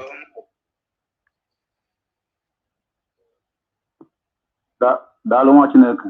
Ndewo. Kene. Hello? Ndewo. Udo dị nwa Chineke. Ịma onye na-ekwu nna. Mba. Ai, ị ga-amarazikwa n'ihe na nke ikpeazụ ị na-emezikwa aka ekpe. Nwanna. Ebe na sera. Maazị, onye agwa m afa gị because number dị na my phone, changing phone, so afa anọghọzi na mụnwa na-edeburu because mụnwa na-achọbụ ịbata abata na-ekiliki dịtị na-ekwe ha aba dịtị ịma ha na-eme the page attack, so I try my possible best to log in dịtị na-ekwe ha abata. Okay, Ọpọmọdọrọ na-ekwu. Ọkawo nwanne nwoke comrade here in Netherlands. Okay, ndewo. Asị m na ịga dịka echi. Daalụ maazị, ịga dịka echi na echi adịghị agwụ agwụ. Aha m bụ Nwachi, so inwe ike were this number store ya so that ọ data ịkpọ m akpọ ire kpọọ m ọ data ịbata adịbata m na soja go soja com. Ọ ihe aka ekwewe mụọ anyị. Ọrụ ekwewe mụọ anyị ka anyị na-arụ n'ụbọchị keta. Achọrọ m Biafrans all over the world, lovers of freedom. Ndị ọma na-adị mma, ụmụ Chineke, unu ga-enụ ntị na isi oru ka anyị tie unu azụ. Just like voice onye ndu anyị na-eplay here, ime ka amata na onye ndu me ka amata na ha na onye ọbụla mbịara nkọwa nke ya na-abụ nke ụmụnne ya gị hapụ ya na ọbịa ṅụfụ ihe anyị gara. Exactly. Ịma na onwe ndị nọ na this struggle mbịa afọ ha. Somebody like me speaking to you tonight, George onye ibe ka m nụrụ olu ya wee bata na struggle abeti. That the same voice ahụ na-eko mgbe ahụ ọ nọ under Maazị Nnamdi Kanu, the spirit of Biafra baya n'ime ọ na-eko. Jee gee program ya today, ị nwere ike nọ 10 minutes dị ya. Otu aka ọ dị. This guy, abụ m onye komita, ọ dị ka ihe m gwara Metu the other day. Abụ m onye komita nọ n'ime IPOB. The other one nke Urobo anyị na meeting na Brussels. I was watching him the word on the actual video ihe niile na-eme ka ọ bụ na ya wa mere so that ka ọ bakwa na record ya. Mụ amacha na jite so gịnị ka na-akpọ ya. Ihe ndị a niile ihu na-eme today with the way it's supposed to play. Mụnwa ma ọ na m enweghị the right. I don't have the capacity to inform the leadership what I'm seeing in that Ikenga. Before this guy emepe studio, ịma mgbe o filu na omega arrive mgbe o mepere that studio. He thought he have arrived. And dịka isi wee kwuo ya, the leadership bịa chọpụta na onwe ebe leakage nsi apụ na galọn ha. Ozugbo agbachiri ya, obido kpọwa ma bebi, ọkpọọ bebi. Ọ sịghị bịa kọrọ ihe mere iji hapụ ESM pụọ. Bịa ka onye nka. Ihe ndị a niile ewucha ihe katapila. Ihe ndị a niile ewucha game Obido Obielu, Uche Mefo, Soludo, Ifeanyi Uba, Andy Uba. These are the people. Mruge ihe ndị a niile wuti Uche Okafọ Mefo. And the ketekpa n'onwe ya they were ahụ na ọmama ihe ya. Ọ dịka video mere this evening. I told him no better late upon all his in time of spy or when because now nwoke ha na-achọ ka ha megide, nwoke ha na-achọ ka ha kwugide gbasatara anya ụfụ ha na ụfụ obi ha ka ọ bụ na ha wa mere ya. Onye ngwara ha nọ na-ekpekpere ugboro 7 n'ụbọchị. onye awonye na-ada atụ asị nwa na onwe m sef na-ada ekpugburu asaa nne agba mbọ ka minimize ịtụ asị mana mụ na mmadụ na-emekọ ihe ama m otu Chukwu si aza m ihe ọbụla m tiri aka otu si aga amụchụ m ozu onye na-anaghị atụ asị amụchụ m onye ihe nke mmadụ na-ewute Maazị Nnamdi Kalu Chukwu na ndị biri n'igwe dutara ije a ka ọ bịara ya ije a ntụ ọbụla ha like ha gada for vulture ha gada ebe niile akpọrọ m nke a gbara ahụ ọnụ white nji program ya na-eme the thing because onye nke a bịakwara the same thing nke nọ na London kpọrọ ahịa ele ahịa nke eze ji mmadụ the same way eze ji mmadụ m bịara the same way ka nke nọ London mgbara ahụ ọnụ white nsị na ya bịara wụrụ doctor na IPOB along the line hụ ihe ha na-eme na ha nche niile bịara with hope nọ ka ha bịa meda career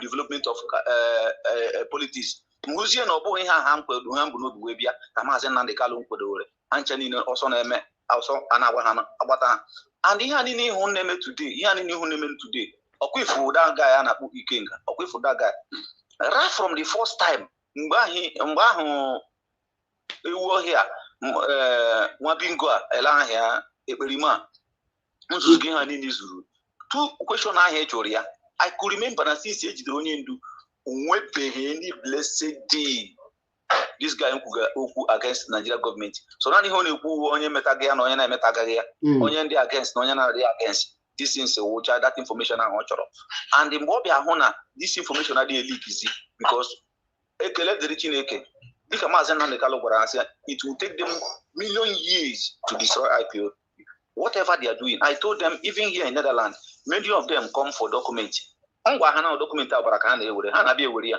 a na-enye ya afọ ise but agwara m ha ọ bụrụ na ị bịara fọnụ na akwụkwọ ị ga-ewere dị akwụkwọ ị ga-enweta ọrụ but at the end ị ga-eluzu ma nke nkarị ma ọrụ ma akwa ha wetara ma ndụ gị ga-eti ya n'ime because ndụ mmadụ iji were akwa most of our people amaghị ha mbakịrị on this journey. This journey is a journey of no return back. Asị gị ọ na-ede letter of resignation onye mere employ before getting a letter. Thank you for voluntary. If you volunteer yourself, just like I volunteer myself to sacrifice here in Netherlands, utu aka give one voluntary onwe na side nke na utu aka ndị ọzọ voluntary onwe the whole demonstration in Nigeria na ejeka ọ na resign n'ọrụ na o nwere contract ọrụ oji the whole meeting in Nigeria onye ọbụla na-eji ego eji ya for transport produce ya ihe ndị a niile wu voluntarily because ha feel na ha achọ ndị a niile wu ndị na-achọ ka ba dị otu ahụ ọ dị so that ka ha kpara akpa na akpa abụ ha lọta ụlọ Christmas nke bịa obodo oyibo rụcha eburu m ndị eke na-agbagharị na steeti gbarịcha onwe ka nwechata nwa 20,000 30,000 ọ lara ụlọ ọkpara post na akpa ka a na-asị ya odogwu ha chọrọ ka ọ dị otu ahụ ọ dị ọkwa ya ka Maazị Nnamdi Kalu ndara bịa brije today because all YPOB mere onye Ikwerelu onye ahụda na onye Imo steeti na onye Anambra ga-eji wenu ka ọdụ na-ekwukwu otu amara na bụ n'ofuka nwanne mana otu amara na bụ na bifo ndị a megide anyị merụ anyị today steeti anyị kewa onye asị na onye Ebonyi steeti ka m gwa gị my brother ị mana these people Andy Uba Ifeanyi Uba ha mechara bupụta ego mmere onye ọbụla mbụ onye zuru ohi ha jide n'Ọnịcha ha sị na onye Ebonyi steeti they want to divide that statement they want to put it emeli ihe ya ihe site na ezinụlọ Maazị Nnamdi Kalu emeli ihe ya ihe site na in-law Maazị Nnamdi Kalu emeli ihe ya ihe tinye their own spy inside the US emeli ihe ya ihe a niile hụ ha na-alụ ọgụ mmeri komre nke nsọ ọ dị ka ihe ikwuru si onye isi ya nọ na ụlọ nga ị bịawa na-agwa anyị sị onye awa onye ji aka etu onwe ya special one allow ihe metara ka otu aha gị ị need iji aka etu onwe gị aha onye nche niile nọ na distrọgụ na onye ọbụla na-agba mbọ nke ya ebe ike nkwere ya even ka m achọghị ebu ebrokasa m ga-ekwe because of this guy do iru m na-akwọ because m ma na ọsọ oyibo karịa m 24 hours ahụ mee graduate ọ masị oyibo ịmakwe maazị onye na-asị gị IPOB rules and regulation rules and regulation a na-eme ka more rules ka a na-akpọ rules and regulation na enwe nkapịa na the strongest one na design nwa Chineke ndewo ifu ka o si wee na-agụ agwara mecha m ga-ese dịrị vidio m mere ya n'ehihie m gwara ya na ọ bịara late because otegori m nwa hụrụ ya otegori m nwa onwe m because ọrụ m na Facebook na 24 hours even onye be m sef mecha na-ewe iwe na onwezi ihe ọsọ na-arụ because ihe m nọwụ na peji ha ncha niile ka m na-eje ịma na sisi ọ dere sisi o mechara tu ahụ ọ kọchara datu a jee na ihe niile a mbụ ndị won Nigeria ije da place na ha ncha niile eju na peji ya okay na-eche na-etie so daalụ maazị onwe dị ndewo nwa Chineke agwara m Nigeria gọọmenti na ha ajụ ọchịcha anyị ajụ ọgịga ajụkwa na ọgịga anyị ajụ ọchịcha ọkwa n'ọnọdụ a o nwere ihe mekatara ya nke a ekperima na-eti jeje gba moto ọkụ and gba disin even mụnwa na-achọ mmecha na bikos ama m na ebe ahụ ihe ha mere na mba na research na mma achọta ka mma ga-enweta daga na-emeda vidio a mma m ga-enwetere m onye ahụ nweda moto a bikos ama m na moto ahụ ọ gaghị adị less than 1 million naira 1 million naira 1,000 euro m ga-enidi nweta data ahụ ụnyaahụ ka m nwee ike forward ọrịa dị money ka ọ gagoro dị money gwa ya na anyị n'ime ndị a mere ha agorie moto ọhụrụ ka o nwee ike chọtara ndị a mere ha daalụ nwa Chineke ha nke anyị si wee kwado n'ọnọdụ a ndewo nwa Chineke ndewo Biafra wee spirit and agwa gị na spirit ma what ya ịma na onwe n'ime IPOB na hide I discovered this guy ọ bụ na follow m unu ga-ama akpọgo m na many program anyị mana my own bụ na mada hide akpọgo m ya na live program Maazị Ọkpara Ezechukwu mgbe ahụ ha na this guy na ha fight for freedom na onye just na hide the name of GOS ka o wee extract ya information. I saw it. My own bụ na m ga-ebe mfu ya mfu something na now ma hide ya onwere onye ọbụ mụa bụ the only media warrior na-aba apụta ngwa unu na this guy na onye even self onye jụ m ma me na-eteke personal share yes ana m eteke personal why na mama na afụ something no na block this onye is a sabotage isi me take in personal in all na this struggle if sabo you don't take that sabo personal war to the saboteur you will end up laboring in vain. For you to be more strong, for you to be more active, when you detect a saboteur, take the war as a personal war. That is only way you can succeed. All you take the war as a personal war, the person will overcome you because he can say, you know, once you take it personal, you will be able to unleash your arsenals. But only take it personal, that is when they will overwhelm you. That is why if man name a program, enjoy be up for person. Some people get before. I take my war personal. Munga fight personal. Because Biafra restoration is all voluntarily. I cannot take it personal. That is why Oji lost our father, mother, and the freedom. Yeah. I will not take her personal. Ogasi, Nanya no go 2 years in a prison. Or your nose be replaced. Yenya. Kanyagali go do no bulos also nyawagata the afu. But also say no dear. Personal suffering. That is why you need to know when to action. Take your actions personal. All you need to take your personal. Imagine. Onye interim unit coordinator put on social media live broadcast sack what people. Who give you the authority in IPOB? Iya game ya go to see the genuine ones. Or pupuche the genuine ones, then or resign ya everything a collapse. So he put on social media. You see that anyone who address your unity as a zone, you will sack the person. No, that is Namado address your unit as a zone that you will sack the person. An interim unit coordinator and me and our social media. Getting the motive to get people angry so that people will leave the movement. My national coordinator, Italian national coordinator here. I don't say what I don't tell person. I'm not a make quasi. But I share that now. Nyan Komalu people unji dia character a chopo people na IPOB. No no na chopo person na IPOB. na onye ahụ adịla genuine, na onye ahụ nwere motive ka ya chụpụ people. When people are no longer coming, the person are resign at that place a close, and begin a lawyer and they for many of them. Agwanya destiny. Osimo na ya ga because Italian national coordinator kpọrọ akpọ na n'ihe na-eme. Ọ bụla somebody ya abịa ịnakata isi ọ na-abanye ime mba ọ kara aka n'ihe na-eme. O so n'ife a na-alụ.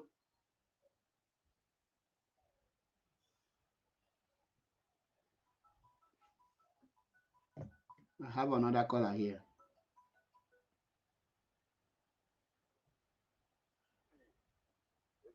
One. Ndewo nwa Chineke. Greetings. Ka emu na na-ekwu. Mmiri mmalụ ugoro. Esi m United Arab Emirates na boy. Ndewo nwa Chineke. Mother Chebet, hello. Hello. We are together in this Biafra restoration. They can say make and buy malo. Bob na na-ekwu okwu. Ana m azọ Biafra maka Nnamdi Kanu. Ana m azọ Biafra maka onwe m and my generation. Exactly. And then ona aka nchọkọ dị n'isi onye ọbụla. Ọ bụ na anyị wolu ụdị ihe a tinye n'obi anyị na anyị na-azọ Biafra maka anyị onwe anyị na our generation. Na ọ bụrụ mmadụ ọbụla ka anyị na-azọrọ freedom, ije agadịla anyị izi. Ije agadịla anyị mfe. So Maazị Achebe, ihe gbasara dis rifrafa na-akpọ kedu ha na-akpọ dị asef Chibuzo. Ogwedịrị adịzi ike nga sef. Chibuzo bụ afọ.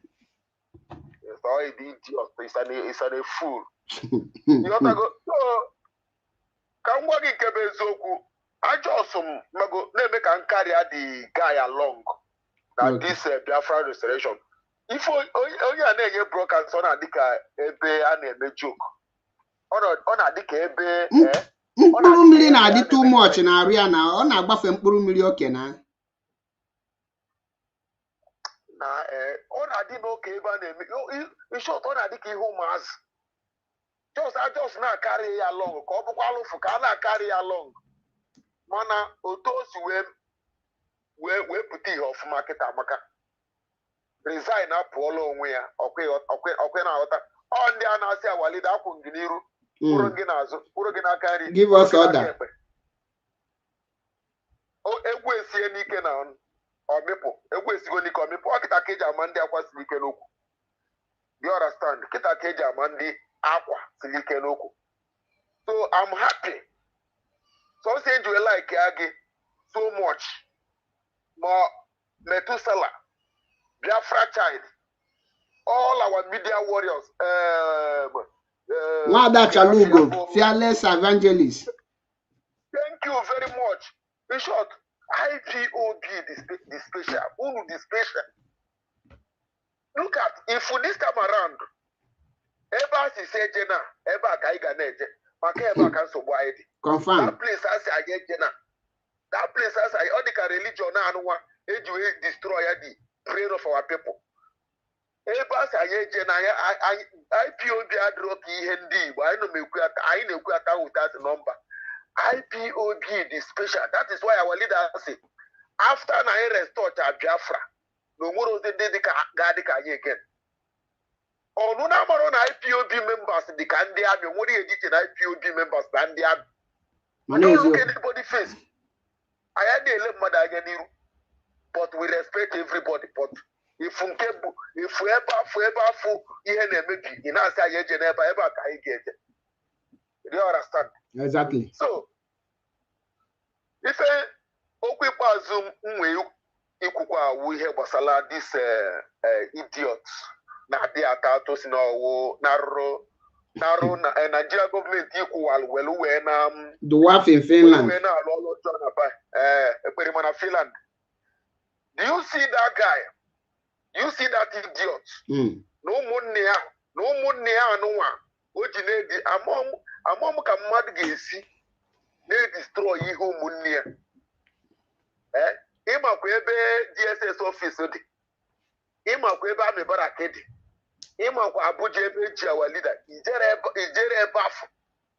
ọ bụrụ ụmụnna gị na-esi ndị na-achọ ififa ga-eri n'ihi isi ike a niile juru na bai ije na-amụ shọpụ ọkụ na-amụ ihe eji akpata nri ọkụ isi m n'iwe freedom fighter odo I know that na the mission Simon Ekpa bụ ka o mee Biafra freedom onye ọbụla anụrụ ya onye ọbụla anụrụ maka freedom of Biafra si mba Biafra bụkwara ụdị nka that is the mission Nigeria government zitere ya ka ọ bịa mee ọ ya nwa bụ the mission that is the main mission ka o jiri all this tout na-akpa mkpamkpa niile ka Nigeria gọọmenti jiri ha na-akpa mkpamkpa niile ha na-akpa ihe ọtagụkọ ya ka ndị be anyị nwee ike wee sị na ha chọrọzi Biafra ma na-asị ka ọwụ nwanne anyị ma na ọ Biafra wụ ndụ anyị o ịfụrụ Biafra Nigeria gọọmenti ihe awụ their last bus stop nwanne o nwee mgbe ọ elu nwanne Nigeria si ka anyị mee in peace anyị eme ya ha si ka anyị mee ihe in hardware anyị eme ihe hardware ọkwa human being like us ka ha ọ mmadụ ka ha ka anyị nwa bụkwa ịghọtago because anyị afụgo na eweziga Biafra nwanne eweziga the freedom of Biafra nwanne anyị abụgo as a race Fulani ga-abịa wughara ala be anyị Maazị Achebe ọ na ịmara mishọn oke oyibo na Imo steeti ịma the mission o ji eche ịkpọpụ osno 40 youth osno 400 youth ịma the mission 4,000 youth to convert them to Muslim. Thank you very much. The mission bụ ka ekpopụ youth niile nọ n'Imo steeti nwee ike challenge ya. Ịma na youth bụ the power of every nation. Ọ chọrọ ka okpopụ youth ndị a niile kpoga ha na obodo ọzọ ka Fulani agenda oji ka ha bịa steeti lọ. That is the mission. Iche na visa niile ndị a na-enye ndị be anyị youth ndị be anyị a niile Britain nakata ọsị na ha nyere Biafra asylum. Ịmara the reason bụ ka ekpopụ youth ka ọ bụrụ sọ ndị agadi nwoke ga-afọ ka Fulani agenda nwee ike wee succeed ya mana ọma lelofa because we are 7 steps ahead of them. We are 7 steps ahead of them. So Maazị Achebe ife na yo any member of IPOB something like that video emele ebe ekperima na Finland na ụmụnne akpara mkpamkpa my happiness ebe abụọ our people amago truth na Simon Ekpa wee agent of Nigeria government the agent of darkness. That is my happiness. Ha amaghị ihe dị iche na Simon Ekpa na IPOB na Maazị Nnamdi Kanu odo Simon Ekpa pụtago wee kwuo dat na ya dị arụrụ Maazị Nnamdi Kanu ọrụ na ya nọ n'isi onwe ya vidio ya dị ọ sị na ya nwere ihe ọbụla jikọrọ ya na Maazị Nnamdi Kanu na ya nọ n'isi onwe ya so ihe ọbụla ọ na-eme ya n'isi onwe ya and anyị mara na Nigeria gọọmenti ka ọ na-alụrụ ọrụ but time shall tell. Ọkwa ma Biafra ọkwa ma freedom of Biafra nwanne anyị afisi ya ọkwa ịfụrụ nka anyị afisi ya Biafra is our life. Confirm. Biafra wụ ndụ anyị ka ọ is our life. Anyị ga-afisi ya Maazị ndewo nwa Chineke sike n'ọrụ ọma anyị ise dịkwalụ gị na mma daalụrị nne ndewo anyị abịago na anyị abịago no going back ka ị ga-ebi na kata ịgba ọsọ n'iru ọgụ ịhapụ your fellow men na nọ n'ihu agha ịga dị na nwunye gị first. You are not serious. You are not serious. You are not serious. Ibi ekete chinini shim na you are better than Uchemefo. You have done a which great job. Imayebu a broadcaster awareness. That's why I go our people. Amalom mentality nuji no on IPOB. But for me, any person na eat na ngoko within the zoo, you are not a freedom fighter. Many are called fear choosing. Mazi say I need 100 men. Or Shiloga I need 100 celebrities. Or Shiloga I need monkeys and baboons. Or Shiloga I need I need 100 women in men's form. 100 men. Oh, don't speak about Christian. Let's speak, Ikwana. Speak. O need religious extremist. O need ndị bụ Jesus n'ishi ka gala. Agwago m unu ọkwefu onye ọbụla dị loyal to Donald Azubike. Nyanya na akpakọ. Onye ọbụla nọ loyal to Uche Okafọ mefọ. Obidobien, George Onyi then check these people. Ha not on IPOB. You're like on that Bula DOS in EC, EOB Yabuko with information. My faith is number one before his freedom. He's not a freedom fighter. Freedom fighter is not for children.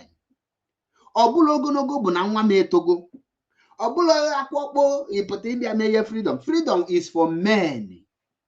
Men no my febu freedom. Freedom abulo for kwashoko people. Obulo for onye gbala afọ na obulu nwoke. Onye te spirit here or shigi na ogbaga afọ na obulu nwoke. Ologologo unangwa me tola.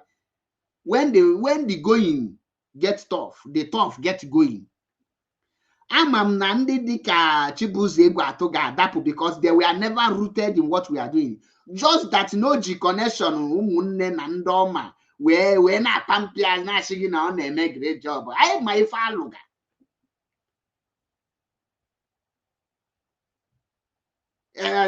Speaking from leadership, which leadership are you speaking for? Condolence. What you go so meet and now couldn't wefu.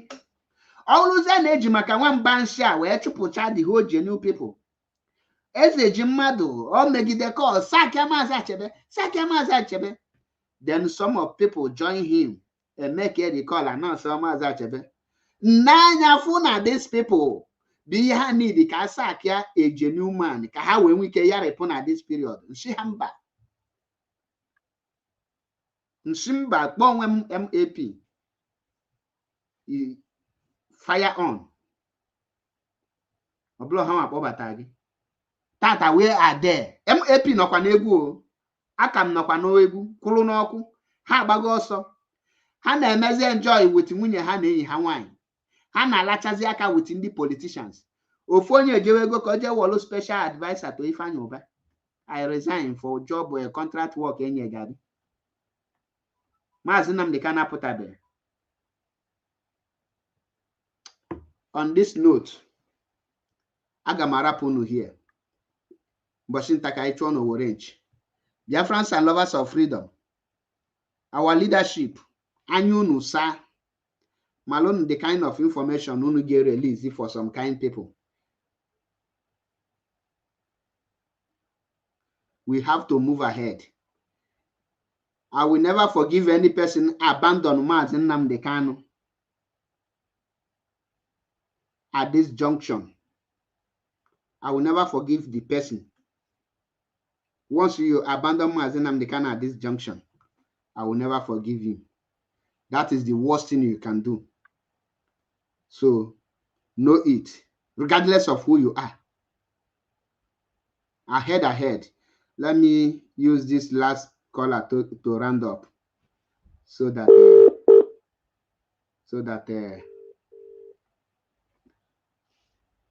Maazi there will because usual 2 minutes because I going me round up.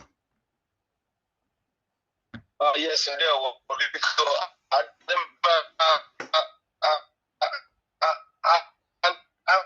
Maazi, your voice had not clear at all.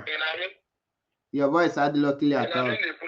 Okay, how do you go market? Go ahead now. So, the eventually contribute to one of yours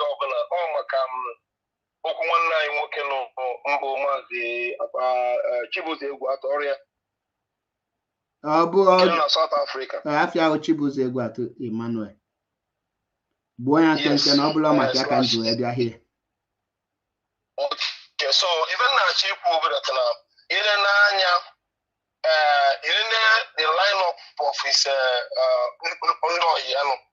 Iga gono ile anya fo no mgbe uche mefo video bi no nso no okuru no if na no video bi no ana communicate no ya ka obo uche mefo if ya no bukọ ya bụ Chibuzo Egwu Atụ ike chukwu ọnụ ọha ezigbote ọyị ya no ọ gị ka ọ bụ he also was not defending the president. He was defending him. I mean, defending her. If you know, so in bread million man in America. Yes. So in this line of where are these people now? Where are they? in this struggle. They are nowhere to be found. So it is or you have in down a bundu to any dedicated at this juncture or kind of what. So that means I send again Kino Square by a man. So you need now we are looking at the because we have that and I'm going to see my boozy. You got to go. So on my detail from the because I see Ali you say, show me your friend and you and I will tell who you are. So now you know forget about you so okay, autonomous piano, agent by no Kiapola.